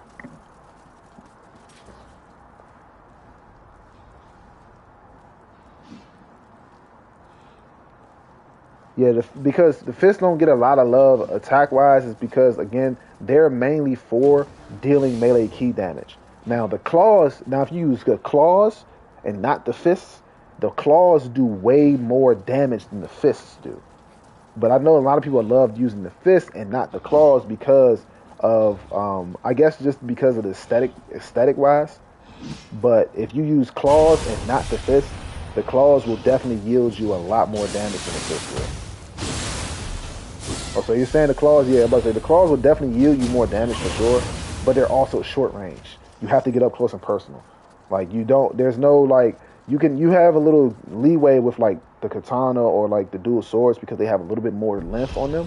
But the claws, you have to get up close and personal, and doing that late game is very dangerous. And not to mention, for some reason, I don't know what it is. Maybe it's like Nioh's algorithm, but for some reason, the claws, like slash fist weapons, they drain keys so quickly. Like you drain keys so quickly. Yeah, like they drain. Like you're gonna like if you're doing a combo with the fist weapons, you're gonna run out of keys so much faster than you would if you used any other weapon in the game. Why? I do not know why they made it that way. Like, you're gonna drain a lot of key. Fall down, fall down, fall down, fall down. There it is.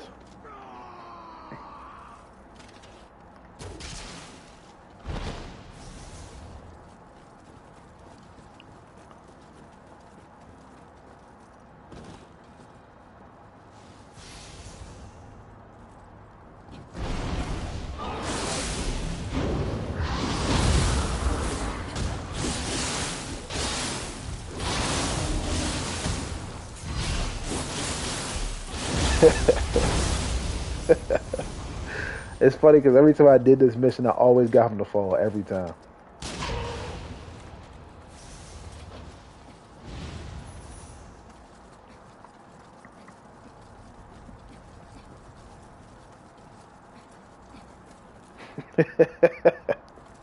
Hey, look, it was better for him to fall down there than get chopped into pieces.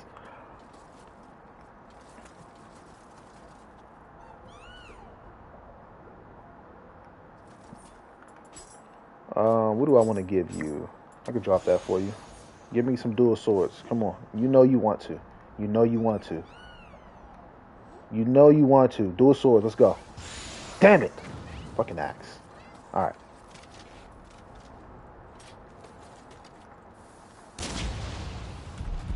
Yeah, come on, big guy.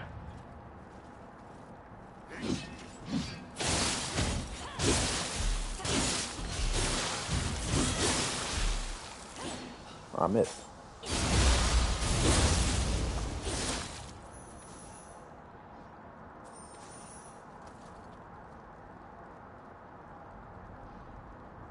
Yeah, and later in the game, the tankiness of enemies gets crazy. The single katana, I would say this about that weapon. That weapon, you have to be super technical with it. Like Like that weapon, you have to be super technical with it because the katana, its move set is meant for you to like use everything Nioh has to offer to pretty much be effective with it. That's why I don't main the single sword. Like if you watch my Rise of Ronin gameplay, I love the single katana in Rise of Ronin. It's probably, in my opinion, the best weapon in that game. I can't even truly lie to you. Like the single katana in Rise of Ronin probably might be the best weapon. But on Nioh, that weapon, your tech has to be crazy. Like you have to be really on point with this game's mechanics to truly master that weapon on this game. Like to this day, I still can't master the single katana on this game, but the dual swords, I can flawlessly play with these no problem. And you said if I ever have time, we'd love to check out my corruption build. If you got any tips on how I can make it stronger than possible. Um, Truthfully, with corruption builds, I would say the only thing with corruption builds is that depending on the weapon you're using, for one, whatever weapon you use, that has something to do with it. Number two, make sure your sentience charge is as close to 300 as you can get. But I remember you told me earlier it was like 347, so you're pretty much there already. The next thing with corruption is you want to make sure that you have all the all the corruption accumulations, all the melee versus corrupted on your stuff, using the right soul cores. Soul cores can all roll with sentience charge on them, as well as melee versus corrupted enemy and all that stuff. So that's pretty much with any build. Most builds you just need to have everything synergized with whatever element you're using. So melee versus corrupted, melee versus purified, sentience charge, corruption accumulation, all that. But again, it's also dependent on the weapon you use. If the weapon you use is like kind of like a mid weapon, which I wouldn't say anything in this game is a mid weapon. Like every weapon in this game is very useful if you know how to use it. But yeah, if you have the right weapon and stuff, then I'm pretty sure your build will be fine. Because you probably completed all 30 floors of the depths unless you gotten stuck somewhere. But if that's the case, I would say just try purity. Purity is a crutch. Like it's so cheap. It's cheap because you can inflict anybody with it, and unlike corruption, a corruption build is only as good as how fast you get sentience charge on that build. But purity, you don't even have to roll purify. You don't even have to roll. You don't even have to roll purity on your weapons if you don't want to. You can switch that slot out for something else and just use a purification talisman. But corruption, since there's no corruption talisman, your build is as good as how fast your sentience charge goes up. Another thing that some people don't know is that if you come to your shifting tree, you have two different corruption based weapon stats here. So you have Enduring Awakening, which extends the amount of time your weapon is awakened, and then you have Hasten Awakening, which increases the rate at which you gain sentience. So if you want to do a corruption build, make sure that you're maxing out both of these right here because they're going to help a lot. Helps you stay awakened longer, helps you get it faster. Because I have seen certain people who didn't know that that actually like affected your corruption builds.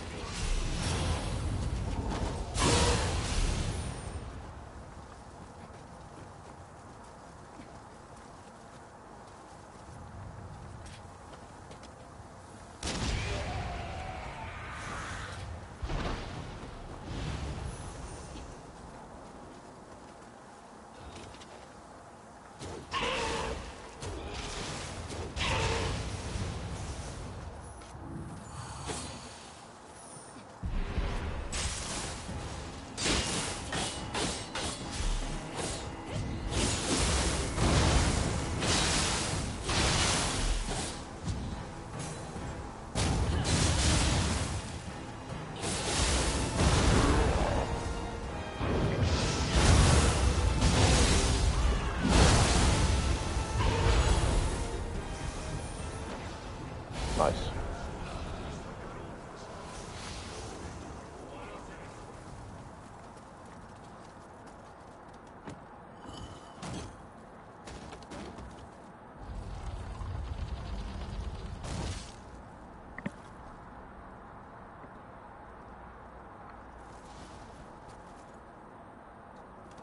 I'm gonna say, this is something I probably could have went more in depth with too. With your soul cores, um, shifting tree again. Where is it? Which one is it? This one right here. This right here.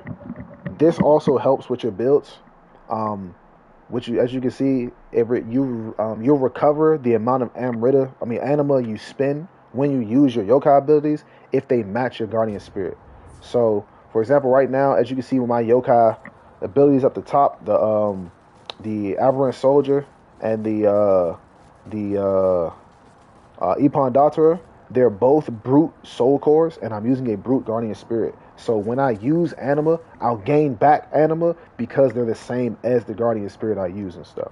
So with mortal soul cores, I know it has that sentience charge on it. You might want to use that to change your soul cores to whatever guardian spirit type it is, and then try your best to find another sentience one. I don't use mortal soul cores simply because, again, I use them mainly to switch my types between my guardian spirits and stuff.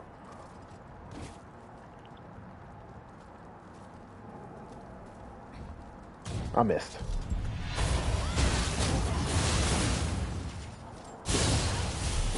Yeah, but because if you're using corruption, you're definitely using Baku for sure. So I think Baku is the brute guardian spirit.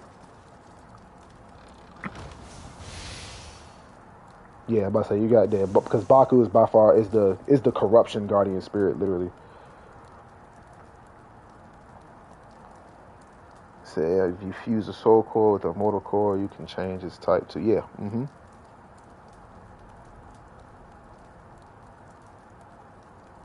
Yeah, that's exactly what I did with my because I use Ho-Oh. My main guardian spirit is Ho-Oh. So all of my guardian spirit, all of my soul cores are phantom soul cores. Because Ho-Oh is the purity guardian spirit.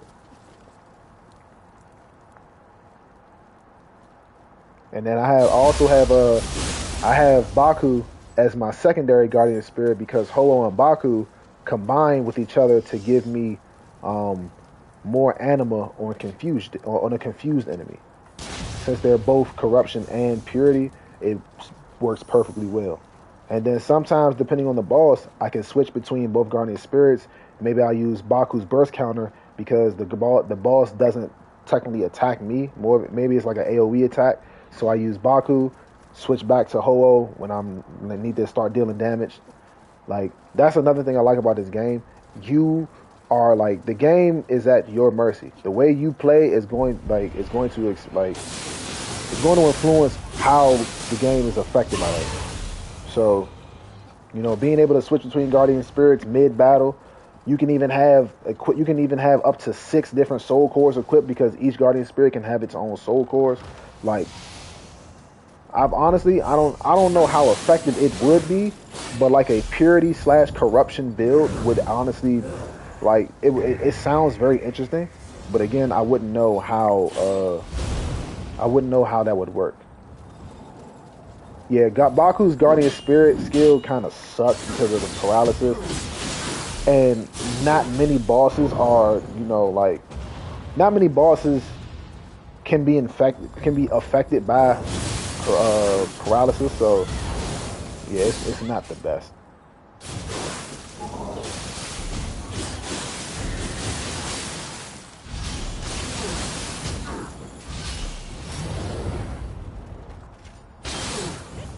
Yeah, so you can't. No enemy in the game can be affected by purity and corruption. You can't. I've tried it. So if you're inflicted with purity and you try to get corruption up on them, confusion will not happen. The corruption will just override the purification. So that wouldn't work. But having, like, say per se, like, so say you're in depths and you fight 3 different bosses. Say one boss is a yokai, so you want to use purity. The next boss is human, so might want to switch to corruption because corruption works better on humans. Purity works better on yokai. So it's all about, like, preference. But yeah, it would be awesome if you could get confusion up on an enemy using corruption and purity. But I can understand why you wouldn't want to. The game pretty much wants you to choose between which ones to use.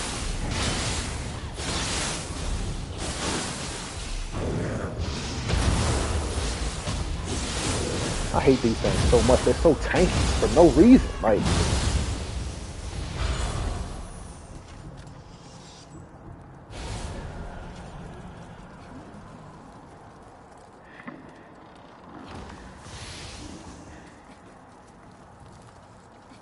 but the game definitely wants you to use, like, either corruption or purity and another element. They don't want you using both of the most powerful elements in the game together. That would be cheating.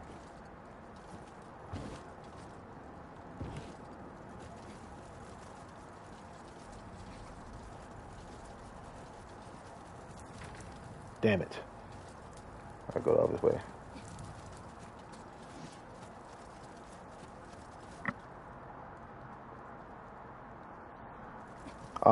I know that the best way to get a scroll with the double stats as its innate stats, like as its innate traits and stuff, is to pretty much, like, run a scroll mission with someone and you'll get the scroll. Like, for example, I have a few scrolls that have double ultimates as its innates, like, that come on the scroll without being able to be changed. So I have a few of those scrolls. Um, so it depends on which ones you want. Cause I do have some, so we may be able to do, like, a mission, like run a scroll mission, and then you'll just get the scroll at the end of the mission.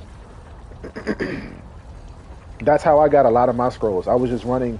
I did random scroll missions with certain people, and then they pretty much draw. Either I did random missions or I was doing, like, a co-op mission, and the scroll that they had dropped, so I was able to get that. I think my main scroll that I use right now is from someone else.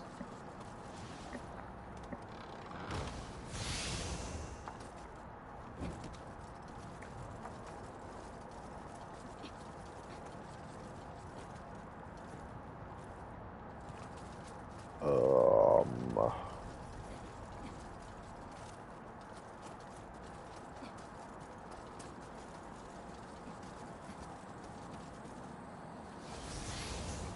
I gotta go down bottom.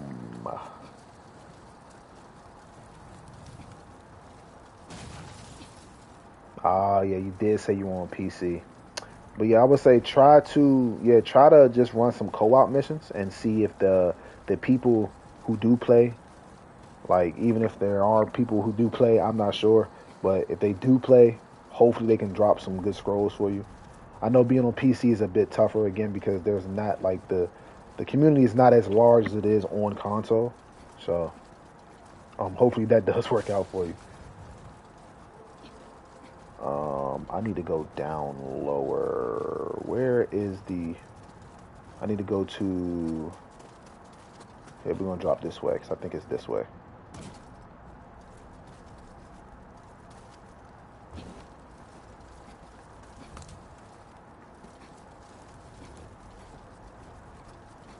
I forgot how to get down to the lower floors.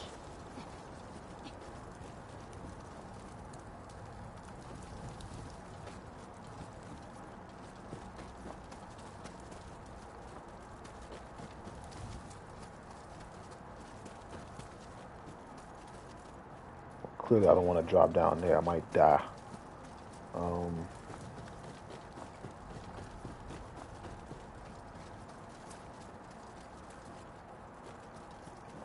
already did this part. Oh, this. Haha.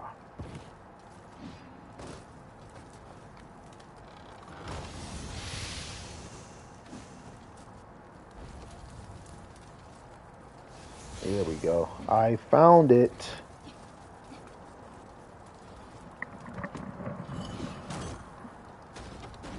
Scrolls of the Damned dropped in the Underworld. So you have to go to Underworld in order for scrolls to drop. Not well, depths of the Underworld. I'm sorry, depths. So not regular Underworld, but depths of the Underworld. That is when Scrolls of the Damned drop. So you have to do depths of the Underworld. I didn't aim. God, move out the way.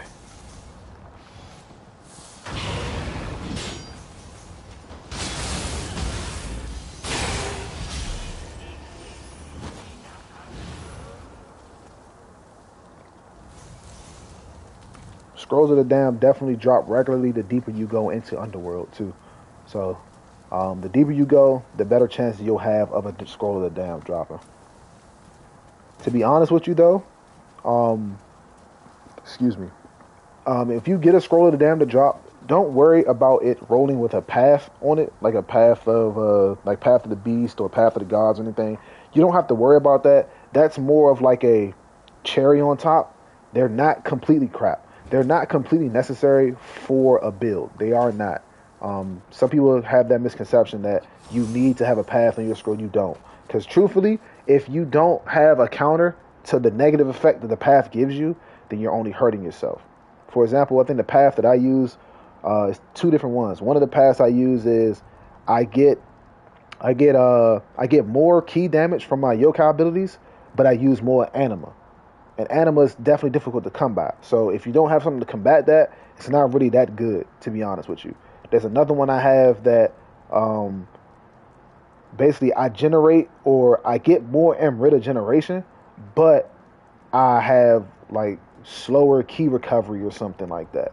So if I use a barrier talisman, it combats that, meaning that I get the good effects, but I negate the negative effects.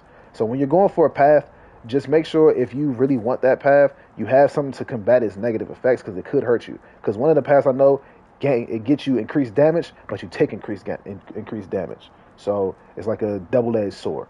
So be careful with that. I appreciate you for stopping by, man. Look, thanks so much. Any support I can get from you guys, it means the world to me.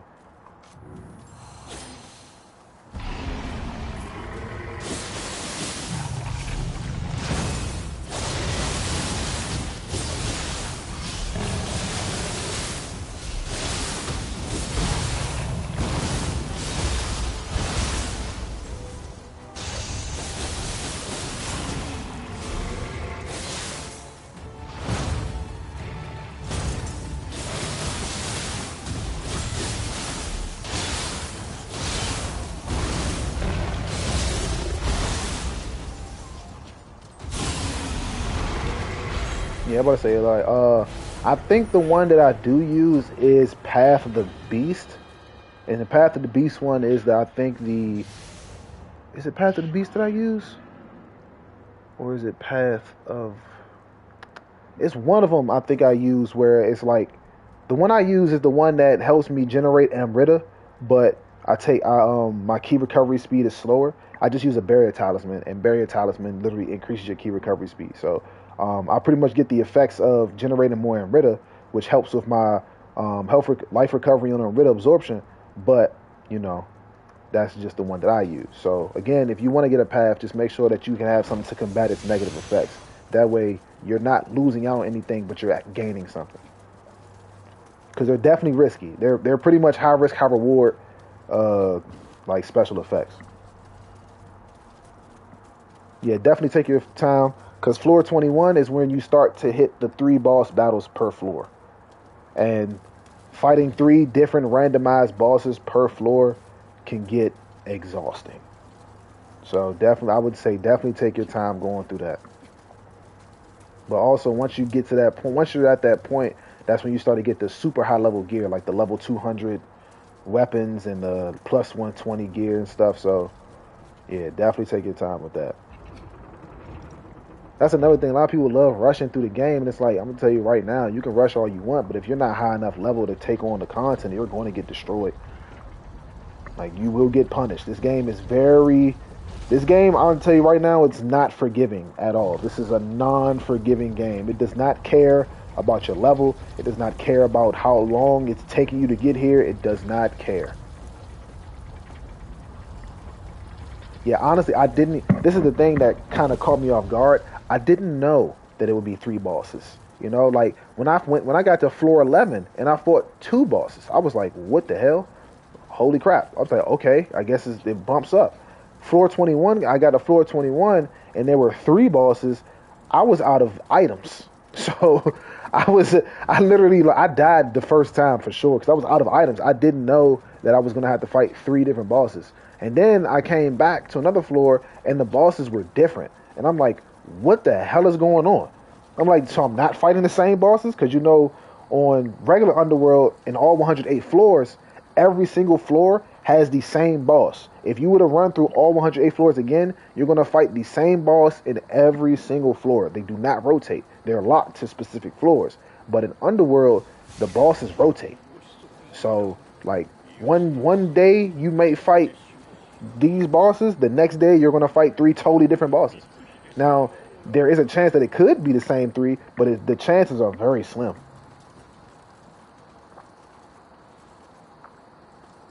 You say you was about to play, but you don't know now. I'm sorry to scare you away, but you're going to, like, once you get to floor 21, that's when you start fighting 3 bosses per floor. So, and the bosses are randomized, so you're not going to fight a set number, like a set like rotation of bosses. They're going to be random every single time. It's definitely scary, but I'm pretty sure you can get it done. I know you will. All right, I'm almost done with Dex. Yeah, see, that's what I'm saying. So like having to fight 3 at the same time. I didn't say the time, but having to fight 3 back to back, you gotta make sure that you're like pacing yourself. Because again, like when I first did it, I ran out of items on the second boss. I got to the third boss, I had like 3. I had like 3 healing potions, no barrier talismans. I had 1 like purification talisman. I had no extractions. I didn't even have a quick change scroll anymore. My quick change scrolls were gone. So I'm like, bro, I'm gonna die. I'm going to die. Like it was bad. I'm like, holy crap. All right, let's do this. No, I don't need to do that. I can save those. I don't really need the rest. This is what I need to do though. Change that. That. Boom. Boom. Boom. Boom. Okay.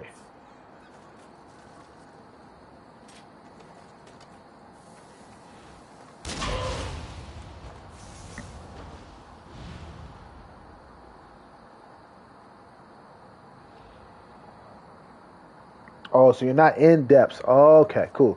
Oh yeah, you should be fine then. Underworld, you'll be good. Cause you're just pretty much fighting like the regular bosses and stuff. You don't have to worry about like the running a gauntlet and stuff like that.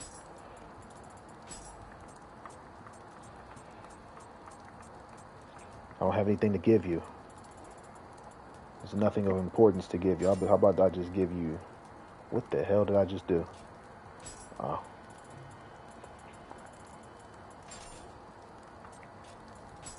How about I give you this? Yeah, take that.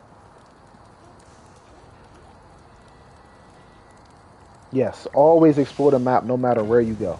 Always. I would say always explore the map anyway because if you're farming graces and stuff, you want to know if there's a purple enemy in the map somewhere. Purple enemies yield the most loot. They also yield the best higher rarity loot. So uh definitely definitely like traverse the map to see if you can find like purple enemies and stuff like that. Scampus, all that.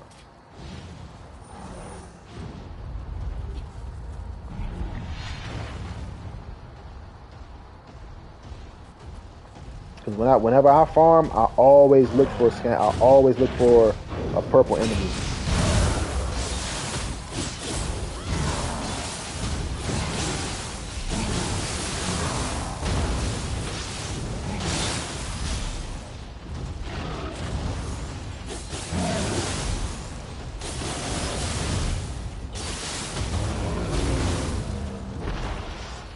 Oh yeah, I'm getting back into the hang of this.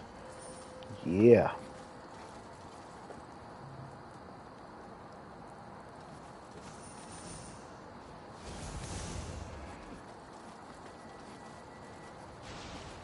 Oh, that's where I should have went up there. Did I go up there? I didn't. I gotta go back. I have to go back now. Oh, damn it. I knew I was forgetting something. Gotta go back up here.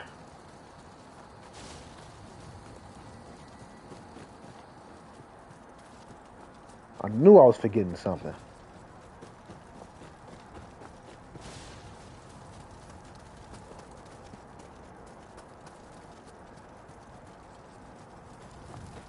Where is it?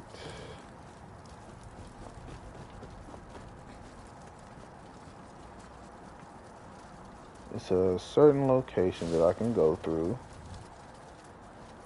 I just ran in a circle. Okay, let's drop down.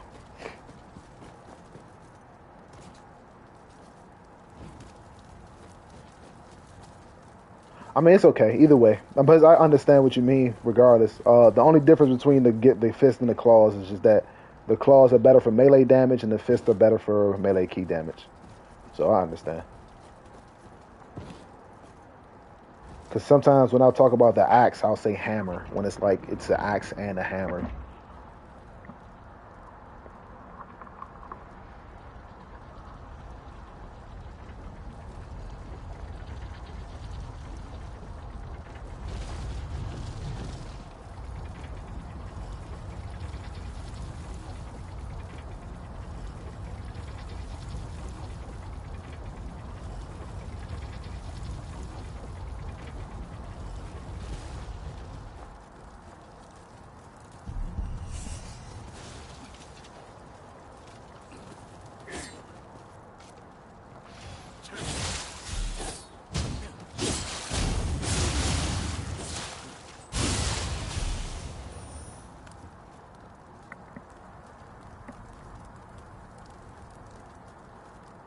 You're not paying attention, sir.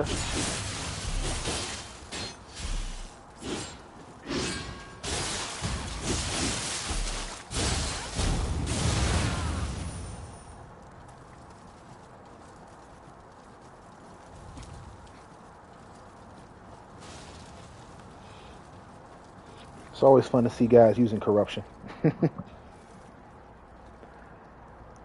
Because mainly people use purity. I mean, I use purity too, but corruption is also great. Like my melee versus my corruption versus purification video. Like even in that video, people could tell corruption definitely does much more damage, but purity is a bit more useful utility wise.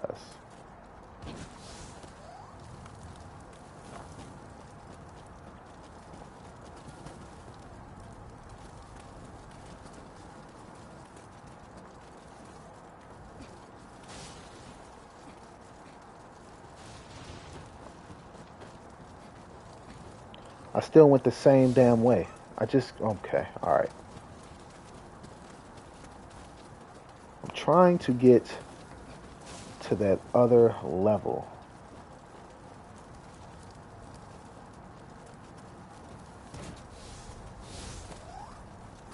There it is. Perfect. I'm just gonna shoot him. I don't feel like walking behind him.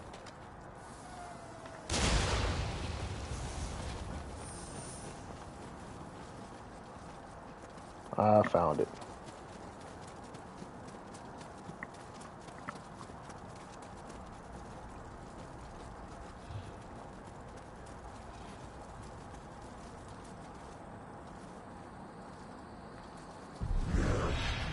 But I didn't want to fight him. I didn't even want to run into him.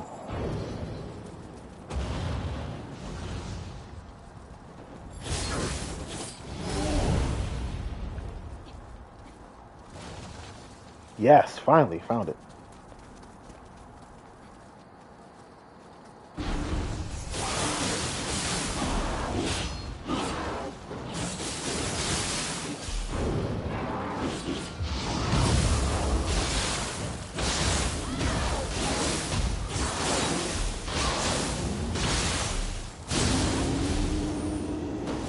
Beautiful.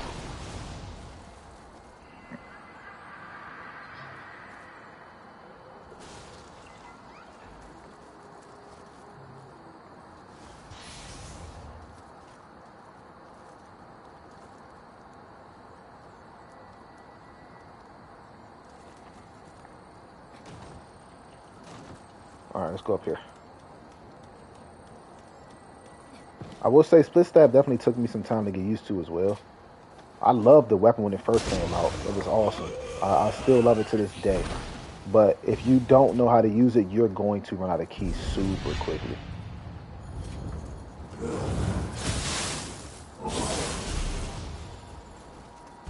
If we want to shoot, if we want to stand back and do this, we can do this all day, my brother.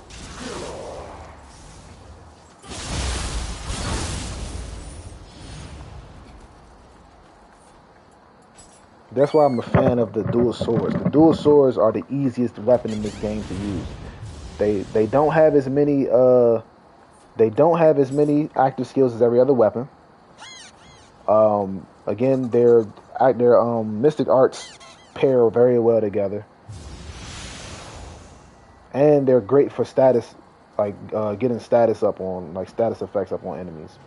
Like if you look at the dual sword skill tree, like if I was to look at this skill tree for real, the main skills are these right here. So this, these three down here, these two, and that's it. Everything else is pretty much just like utility. It's not a skill. Nothing else is useful for real.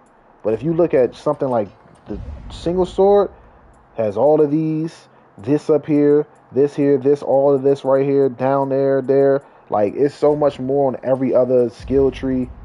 Like split staff as well. Split staff has a crazy skill tree, honestly. This thing has, honestly, in my opinion, split staff has too many active skills.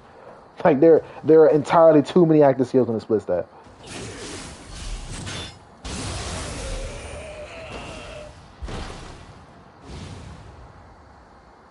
I'll tell you one thing, Kuso on here is super difficult to use.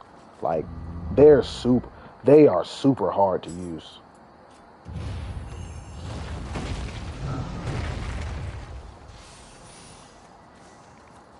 But like yeah, like I would say definitely dual swords has the lowest number of useful actives. The lowest number of useful actives that are actually like combat ready useful.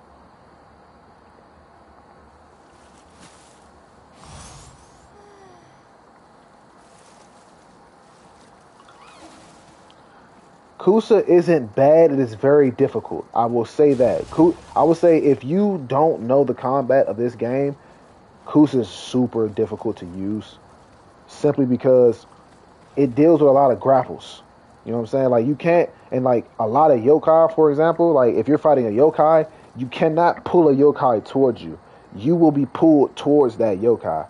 But if you're fighting a human, you can pull the human towards you. So it's all about, first of all, knowing who you're fighting.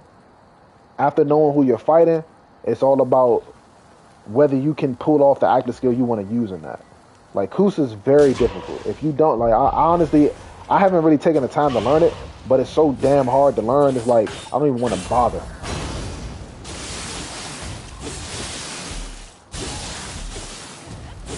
Yeah, like if you, I would say this: If you can learn how to use the Kusa, it's a very fun weapon for sure. But if you don't learn it, you're gonna struggle. You are going to struggle.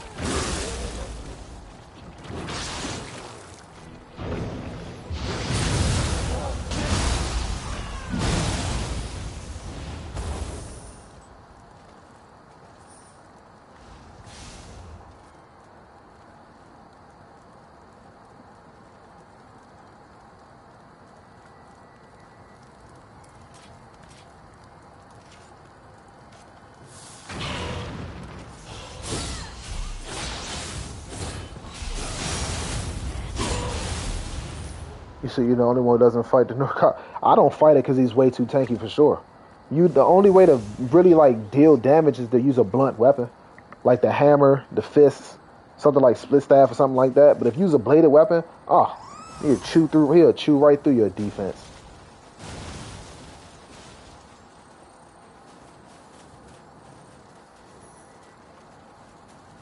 Yeah, I do that with bosses. When I fight boss characters, I'll definitely yokai shift into the grapple to do that extra damage.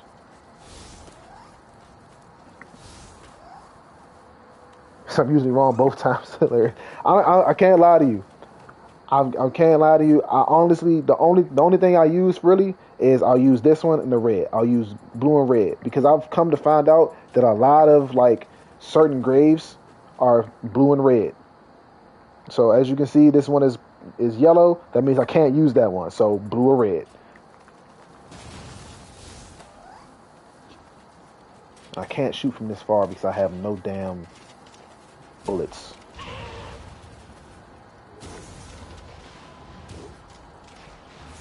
Got him. There it is. There it is.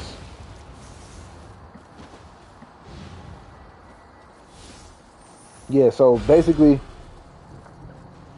you basically have to with that whatever color, I must say whatever color it says right here. So crushed to death by Nurikabe for his neutral behavior. Whatever color it is, you have to choose one of the two others. So it's always one of the two others. So if it's yellow, if it says that how they died is in yellow, it's either a blue emote or a red emote. If it's blue, if how they died is blue, it's either a yellow or a red one. So one of the two. You get two chances. So you like regardless, you're going to be right if you figure out that.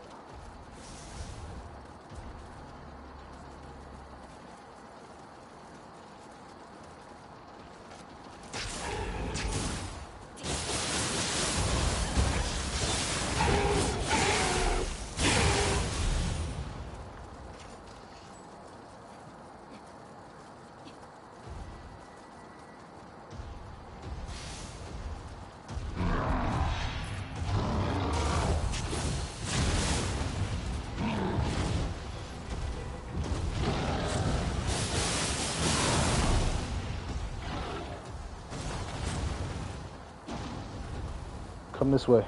Come on. If you hurry up.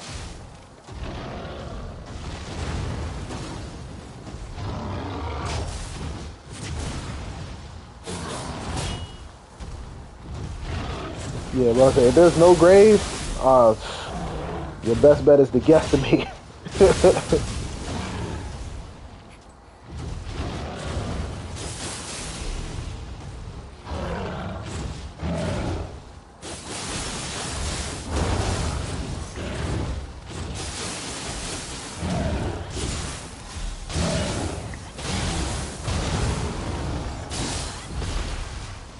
Yes. So, soul cores will always be locked to a specific type unless you change it. So anytime you say you defeat, anytime you defeat an Ippon Datsura and you get its soul core, it will always be brute. It will never be feral or phantom. It will always be brute, and you will have to change it.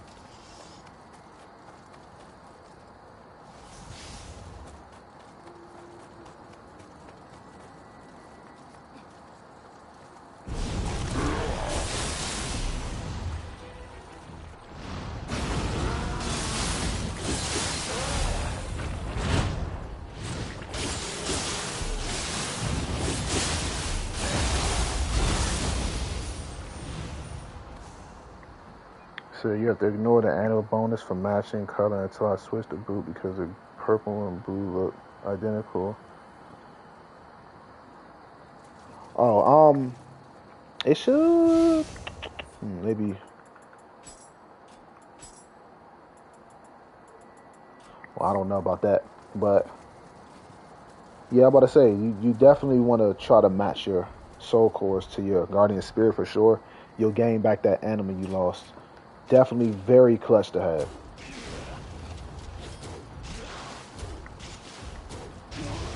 Nice.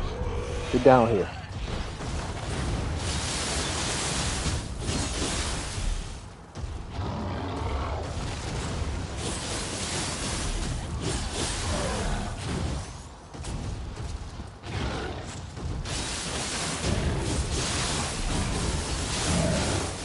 Makes sense. I think they have a feature where you can change like the color of certain colors in the game for color blindness. Like you can change like rarity colors and stuff like that. I think they have that. I'm not sure.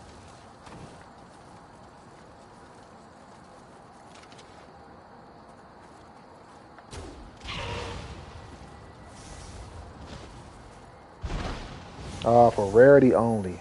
Understood.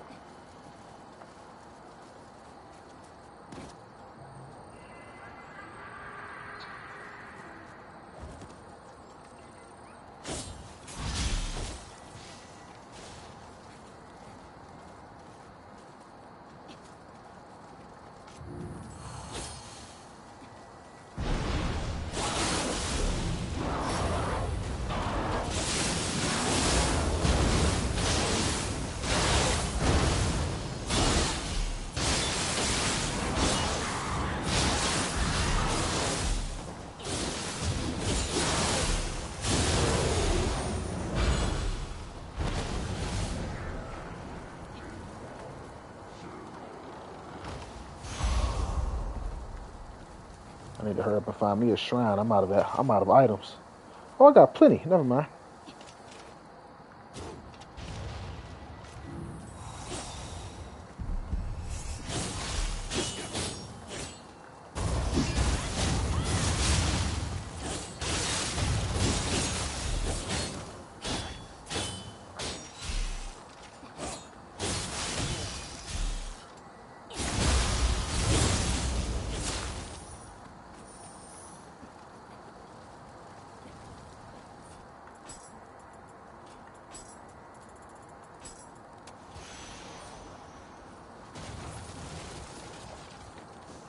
Come on, give me something good. Give me something good. Let's go.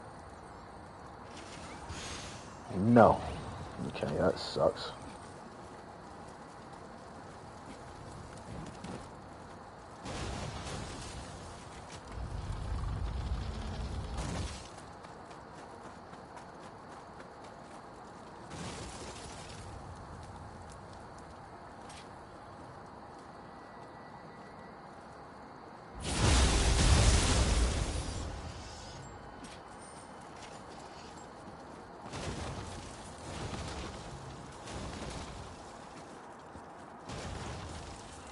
Yes, all the Kodama. Got him.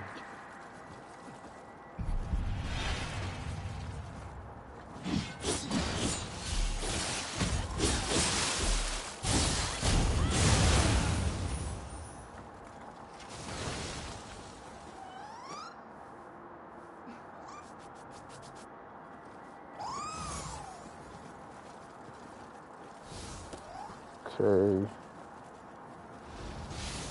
Man, see, I told you this mission's long.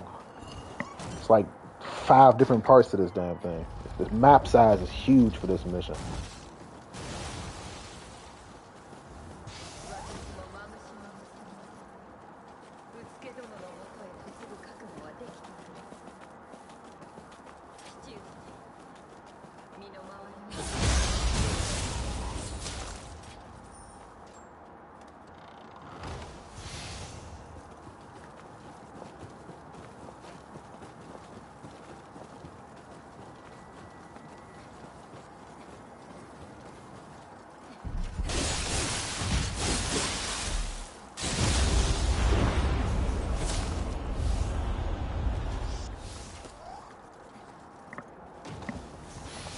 Awesome. Something. Yeah, this. I'm so running depths of the underworld that I'm used to there being a Namahage in there.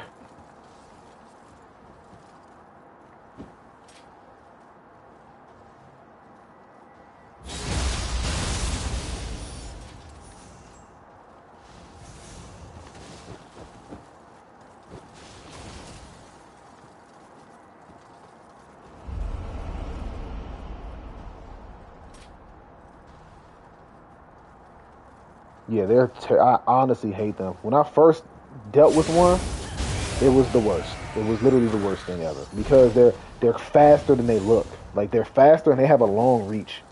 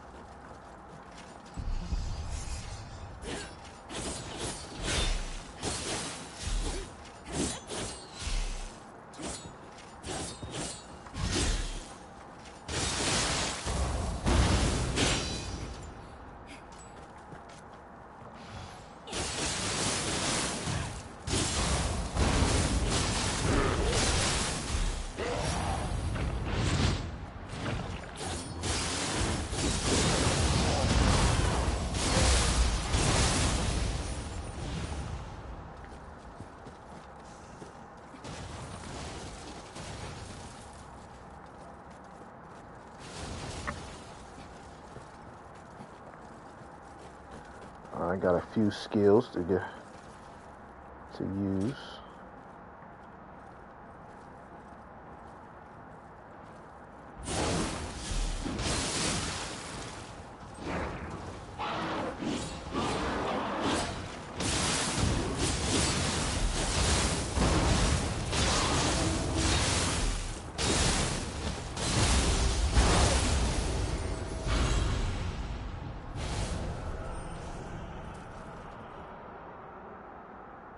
He says it's common to run 3 ultimates. Are you talking about ultimate stats? Because it's kind of common to only run 3 mainly.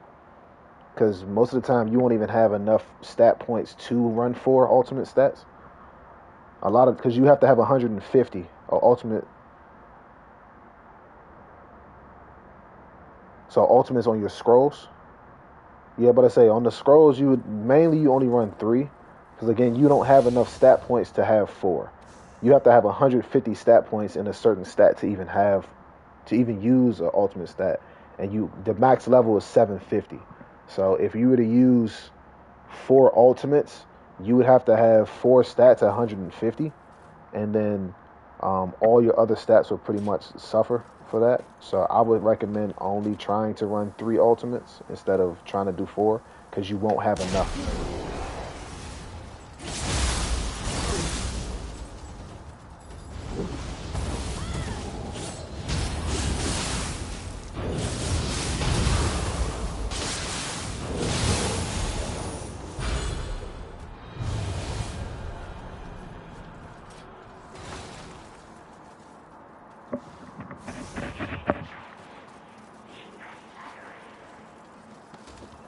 Finally found I was playing a dangerous game, I'm not gonna lie. Because if I'd have died once, I'd have went all the way back to like the last time I saved at a shrine. But it was worth it.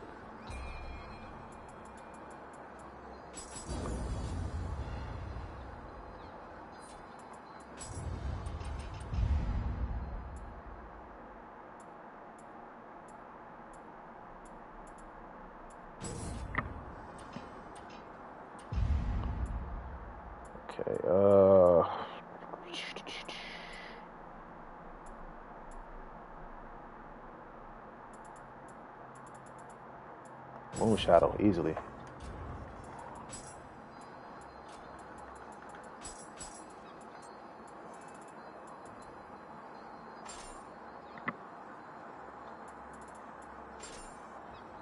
Nice. Bow damage is up. Sweet.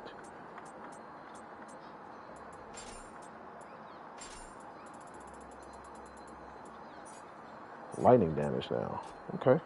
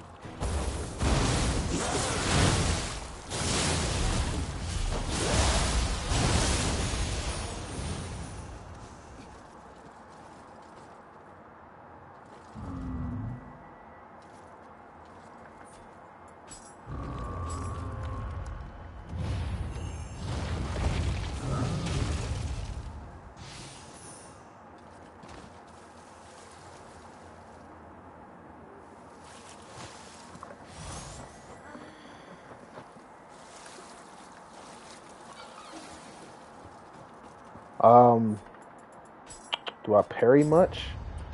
Only parry I use is Shrike.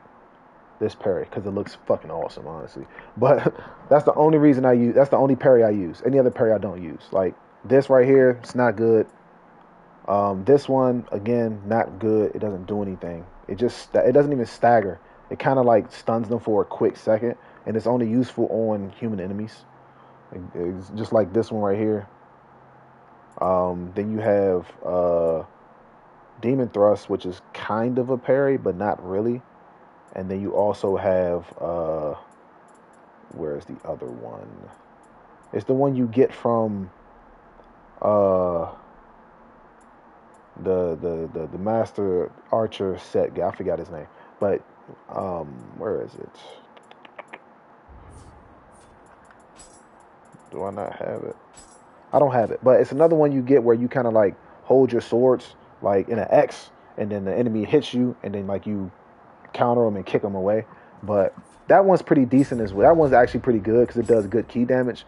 But the only other one I use is the Strike because it looks awesome and it does a ton of damage. In one of my videos, actually, I think in my 1,000 hours played video, I actually have a clip of me hitting Ren Hayabusa with the Strike, and it killed him. Like it did a ridiculous amount of damage, and it killed him.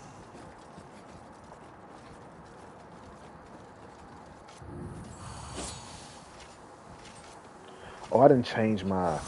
That's what I wanted to do. I needed to change. I don't feel like going back down there. I wanted to switch to my barrier talisman. Yeah, Heron Kick on the split staff is awesome. If you can pull it off on a human enemy mid combo, oh, it's the coolest thing ever. It's between that and pulling all Beyond Infinity with the fist. If you can do a Beyond Infinity mid combat, you feel like you won in life.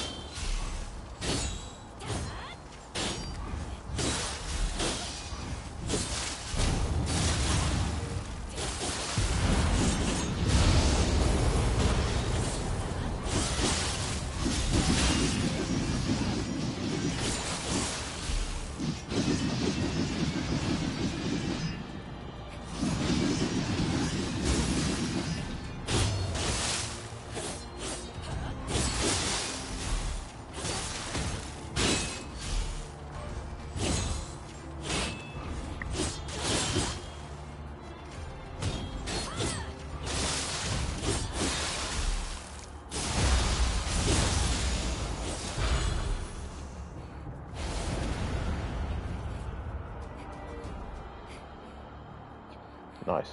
And I got Togake Marl's smithing text.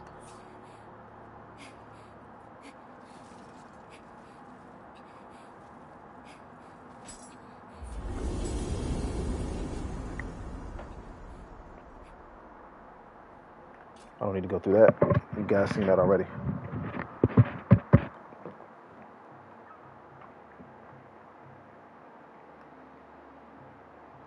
All right, cool.